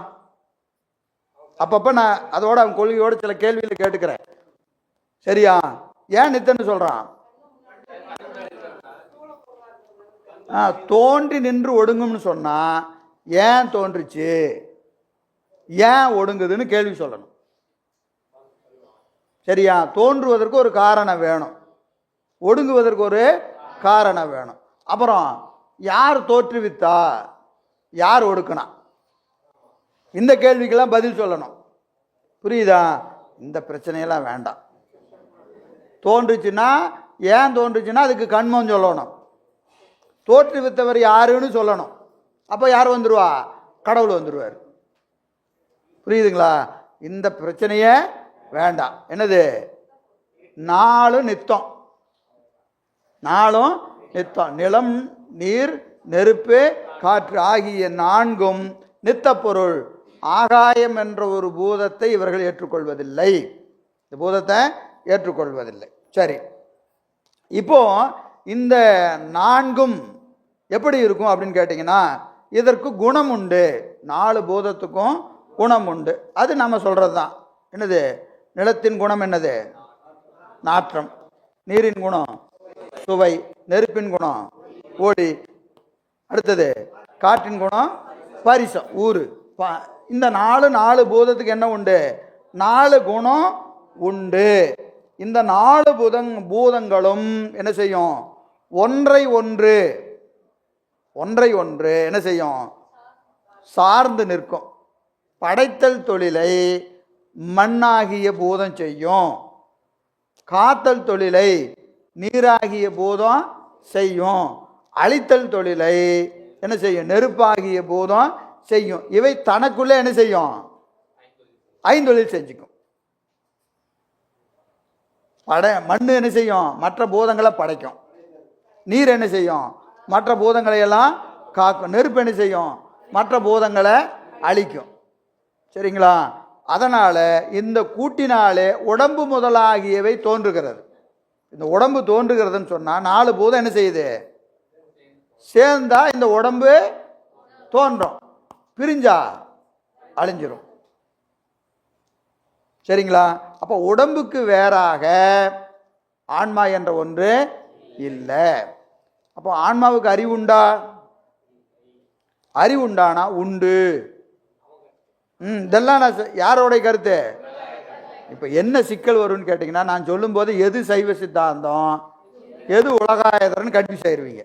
அந்த கன்ஃபியூஸ் மட்டும் ஆகாம இருந்தீங்கன்னா பிரச்சனை இல்லை. இப்ப நான் யாரை பத்தி பேசிட்டு இருக்கேன்? நாமெல்லாம் யார்? இப்போ உலகாயதரா நினைச்சுக்கங்க. இப்ப நான் சொல்றதெல்லாம் உலகாயதர் கொள்கை. அதனால நாமெல்லாம் இப்ப என்னவா இருக்கிறோம்? உலகாயதர்னு வச்சுட்டு இதை கேட்டுக்கணும். 4 பூதங்களுக்கு 4 குணம் உண்டு. ஆகாயம் என்ற பூதம் இல்லை. இந்த பூதங்கள் தன்னைத்தானே படைத்துக்கும், தன்னைத்தானே காத்துக்கும், தன்னைத்தானே ஒடுக்கிக்கும். எது எதை காக்கும்? மண் படைக்கும், நீர் காக்கும், பூதம் என்ன செய்யும்? நெருப்பு அழிக்கும். இதுதான் இங்க கொள்கை. சரி, இப்போ இந்த உடம்புக்கு வேறாக ஆன்மா என்ற ஒன்று இல்லை. ஆனா இந்த உடம்புக்கு அறிவு உண்டா? உடம்புக்கு அறிவு உண்டா இல்லையா? உண்டு. உடம்புக்கு அறிவு உண்டு. அது எப்படி வரும்? சடமாகிய பொருள் கடக்கிற போது அறிவு தோன்றாதே அப்படின்னா அதுக்கு அவன் ஒரு விளக்கம் சொல்றான். சொல்லுகிறான். என்ன சொல்றான்னு கேட்டீங்கன்னா, வெத்தலைப்பாக்கு சுண்ணாம்பு. வெத்தலைக்கு ஒரு நிறம் இருக்கு, பாக்குக்கு ஒரு நிறம் இருக்கு, சுண்ணாம்புக்கு ஒரு நிறம் இருக்கு. இந்த 3ஐயும் போட்டு மென்னா ஒன்று வெத்தலை நிறத்தில் வரணும், இல்லை பாக்கு நிறத்தில் வரணும், இல்லைன்னா சுண்ணாம்பு நிறத்தில் வரணும். வெத்தலை நிறம் என்னது? பச்சை. பாக்கு ப்ரௌனு, சுண்ணாம்பு போட்டு மென்னா என்ன வருது? சிவப்பு. இந்த 3க்கு வேறாக ஒரு நிறம் வருவது போல இந்த பூதங்கள் கலக்கிற போது இந்த உடம்புக்கு வேறாகி அறிவு தோன்றும். அவன் சொல்ற வியாக்கியானம் புரியுதுங்களா? வெத்தலை பாக்கு சுண்ணாம்பு கூடுகிற போது இவற்றின் வண்ணங்களுக்கு வேறாக சிவப்பு என்கின்ற வேறு நிறம் தோன்றுவது போல பூதங்களின் கலப்பிலே உடம்பு தோன்றும், உடம்புல அறிவு தோன்றும். இது அவங்க தத்துவ ஞானம். இது அவன் சொல்றான். இதுக்கெல்லாம் மறுப்பு இருக்கு. இதையெல்லாம் பின்னாடி என்ன செய்யறோம்? பரபக்கத்தில் மறுக்கிறோம். எனவே இந்த கலப்பில் என்ன தோன்றும்? அறிவுகள் தோன்றும். கலப்பு பிரிந்தா அறிவு அழிஞ்சிடும். உடம்பு அழிகிற போது அறிவும் அழிந்து போகும். எனவே உடம்பிற்கு என்ன கிடையாது? வேறாக ஆன்மா என்ற ஒன்று இல்லை. என்று சொல்லுகிறார். அப்புறம் உடம்பு வளர வளர அறிவு வளரும், உடம்பு தேய தேய அறிவு தேயும். இது ஒரு வகையில பார்த்தா சரியா இருக்கிற மாதிரி தெரியுது இல்லையா? வயசான என்ன ஆயிருது? கொஞ்சம் அப்படியே அறிவு தேஞ்சிக்கிட்டே போகுதா இல்லையா? அப்படி பார்த்தா எப்படி தெரியுது? சரியா இருக்கிற மாதிரி தெரியுது. சரி, இப்போ நீங்க அறிவியல் பூர்வமா பாருங்க. உடம்பினுடைய வளர்ச்சி எது வரைக்கும் இருக்கும்? 20 வயசு தீராது 30 வயசு, மேக்சிமம் 30 வரைக்கும் என்ன ஆகும்? உடம்பு வளரும். 30க்கு மேல உடம்புக்கு வளர்ச்சி நின்று போகும். அதுக்கப்புறம் கொஞ்சம் காலம் கழித்து என்ன ஆகும், தேய ஆரம்பிச்சிடும். இப்போ 30லேருந்து 40 வரைக்கும் உடம்பு என்ன ஆகிடும், ஒரு ஸ்டாண்ட் ஸ்டில், அதுக்கு மேலே வளராதியா. அப்படி 40க்கு மேலே என்ன ஆகிடும், தேய ஆரம்பிச்சிடும். அறிவு 40க்கு மேலே தான் ஏதோ புத்தி வந்த மாதிரி தெரியுது. 40க்கு மேலே தான் நமக்கு என்ன வருது, இத்தனை காலம் எனக்கு இந்த புத்தி வரவே இல்லையா அப்படின்னு சொல்கிறோமா இல்லையா. அறிவே 40க்கு மேலே தான் வருது. அப்போ அறிவு எப்படி இருந்திருக்கணும், 50க்கு மேலே ஆனால் என்ன ஆயிடணும், தேயணுமா இல்லையா. அப்படியா தேயுது, 50 தான் ஏதோ புரிகிற மாதிரி தெரியுது. இன்றைக்கி தான் இந்த புத்தகத்தை எடுத்து ஏதோ சிவஞானம் போதும், எந்த பிறவியில் செஞ்ச புண்ணியமோ தெரியல, இப்போதாங்க 55 வயசில் இந்த புத்தகத்தை எடுத்தேன் அப்படின்னு சொல்கிறோமா இல்லையா. அப்போ அதுக்கு மேலே தான் அறிவு வளருது இல்லையா. அப்போ அவன் சொல்கிற கருத்து முரண்படுதா இல்லையா, அவன் சொல்லுகிற கருத்து முரண்படுகிறது. உடம்பு வளர வளர அறிவு வளரும், உடம்பு தேய தேய அறிவு தேயும் என்பது அவருடைய கருத்து. ஆனால் அப்படி உண்டா இல்லை. அதனால தான் வள்ளுவர் சொல்கிறார், ஒருவன் ஒரு பிறவியிலே கற்ற கல்வி 7 பிறப்புக்கு வருங்கிறார். 7 பிறப்பும் ஏமாப்புடைத்துங்கிறார். 7 பிறப்பும் என்பது 7 பிறப்பு எழுகிற பிறப்புங்கிறார். ஒரு பிறவியில் கற்ற அந்த கல்வி அதோட போகிறதில்லை இல்லைங்களா. அப்போ 3 வயசில் ஒருத்தனுக்கு இருக்கிற ஞானம் இன்னொருத்தனுக்கு இருக்கா. உடம்பு எப்படி இருக்கு, வெயிட் போட்டால் 2 பேரும் 10 கிலோ வெயிட்டில் இருக்கிறான். 10 கிலோ வெயிட் இருக்கிற எல்லாருக்கும் ஒரே மாதிரி அறிவு இருக்குதா இல்லை. 50 கிலோ வெயிட் போட்டு பார்த்துட்டு எல்லாத்துக்கும் அறிவு இவ்வளோதான் சொல்ல முடியுமா. ஒருத்தர் விழுவிழுன்னு இருக்கிறாரு, அறிவு அப்படி இருக்குது. ஒரு ஆள் நல்லா ஜெய்ஜாட்டிக்காக இருக்கிறாரு, அறிவு எப்படி இருக்கிறது. உடம்புக்கு அறிவுக்கு ஏதாவது சம்பந்தம் இருக்கா. நம்மளே திட்டும்போது எப்படி திட்டுறோம், ஆள் வளர்ந்துருக்கிறிய அறிவு வளர்ந்துருக்குதாயா கேட்குறமா இல்லையா. ஆள் வளர்ந்த அளவுக்கு எனக்கு அறிவு வளரவே இல்லைங்க அப்படின்னு என்ன அர்த்தம், அறிவுக்கும் உடம்புக்கும் சம்மந்தம் கிடையாது. அறிவு வளர்றது அறிவு வளர்ச்சி என்பது வேறு, உடம்பு வளர்ச்சி என்பது வேறு இல்லைங்களா. அதனால் இது அவங்க கொள்கை, உடம்பு வளர வளர அறிவு வளரும் என்பது அவர் கொள்கை. சரி, கண்மத்தை பற்றி சொல்லுகிற போது அவர் என்ன சொல்கிறாங்க, நல்வினையும் கிடையாது, தீவனையும் கிடையாது, சொர்க்கமும் கிடையாது, நரகமும் கிடையாது. அப்புறம் இந்த வேள்விகள்லாம் செய்வது, நீத்தார் கடன் செய்வது, கொடை, தவம், இதெல்லாம் சுத்த வேஸ்ட்டு. பிறருக்கு போய் ஒரு வேள்வி செஞ்சால் அந்த புண்ணியம் நம்மளை காப்பாற்றும், நல்வினை செஞ்சால் சொர்க்கத்தில் இடம் கிடைக்கும், தீவினை செஞ்சால் நரகத்துக்கு போவாங்க, இப்படிங்கிறதெல்லாம் என்னது ஏற்றுக்கொள்ளக்கூடிய கருத்துக்கள் அல்ல. நீ இந்த பிறவியில் சந்தோஷம் இருந்தீங்கன்னா இங்கே தான் சொர்க்கம், இதுக்கு வேற என்ன கிடையாது, கண்மம் என்ற வேற ஒன்று இல்லை என்று மறுக்கிறார்கள். அப்போ கண்மத்தை பற்றி அவர்கள் கருத்து இது எப்படி போன்றதுன்னு கேட்டிங்கன்னா, மலடி பெற்ற மகன் ஆமை மயிர் கம்பளத்தை போற்றி கொண்டு முயல் கொம்பு ஏறி ஆகாய தாமரை பறிப்பது போல. எது சொர்க்கத்துக்கு போகிறது நரகத்துக்கு போகிறதெல்லாம் இப்படி இருக்குதியான்றான். என்னது, இந்த பிறவியில் ஒரு தவம் செய்வானாமா, அந்த புண்ணியம் அவனுக்கு சொர்க்கத்துக்கு வந்து அப்புறம் அடுத்த பிறவியில் வந்து அவன் இப்படி பிறப்பானாமா. இது எப்படி இருக்குது, மலடி பெற்ற மகன் ஆமை மயிர் கம்பளத்தை போற்றி கொண்டு முயல் கொம்பு ஏறி ஆகாய தாமரை புரிக்கிற மாதிரி இருக்குதியா. எது சொல்கிறது, இந்த புண்ணியம் பாவமெல்லாம் நீ சொல்கிறது அப்படி இருக்குதியா அப்படின்னு நம்மை பார்த்து அவன் என்ன செய்கிறான், சிரிக்கிறான். எங்கேயும் பறக்கும்போத கஷ்டப்பட்டுவிட்டு அடுத்த பிறவி வருமாமா, அந்த பிறவியில் வருமாமா, ஏயா இப்படி கிடக்குறீங்க, போய் சந்தோஷமாக இருக்கிறத விட்டுட்டு வந்து திருன்னு முடிச்சுட்டு சிவஞானம் போகிறத கேடு போய் நல்லா ஞாயிற்றுக்கிழமை நல்லா சன் டிவியும் கேடிவியும் பார்த்துட்டு எப்படி இருக்கலாம். ஏதோ அந்த பிறவியாம் இந்த பிறவியாம் இதெல்லாம் எதுக்கு வேண்டாத வேலை அப்படின்னு சொல்கிறான் இல்லைங்களா. கேட்கும்போது எப்படி இருக்கும், கரெக்டாக தான் சொல்கிற மாதிரி இருக்கு. இது வேண்டாத வேலையை செஞ்சிட்டோமோ, அமைப்பாளர் வேற வந்து சேருன்னு சொல்லி தெரியாமல் வந்து உக்காந்துட்டோம் ஐயா. காலையிலிருந்து மந்திரிச்சு விட்ட மாதிரியே இருக்கு இல்லையா. அவரு கூப்பிட்டாரு, இந்த பக்கத்து வீட்டுக்காரன் சும்மா இருக்க மாட்டாம நம்மளையும் சேர்த்து விட்டுட்டு 1000 ரூபா காசை வேற கொடுத்துட்டோம், என்ன பண்ணுறதுன்னு தெரியல அப்படின்னு தோணுமா இல்லையா? புண்ணியம் இல்லைன்னா அப்படி தோணும், புண்ணியம் இல்லைன்னா அப்படி தான் தோணும். எனவே அது ஒரு ஓமை அப்படி சொல்கிறாங்க. எனவே இது மலரி பெற்ற மகன் அது வருவது போல் அப்படின்னு ஓமை சொல்கிறாங்க. இது போல் இன்னும் நிறையா செய்தி சொல்கிறாங்க. மணி 1:45 ஆச்சு. சாப்பிட்டு வந்து அதான் இன்னும் கொஞ்சம் இருக்குது. எல்லாம் சாப்பிட்டு வந்து நல்லா தெளிவாக உலகாயதரை கேட்போம், தெளிவாக கேட்போம்.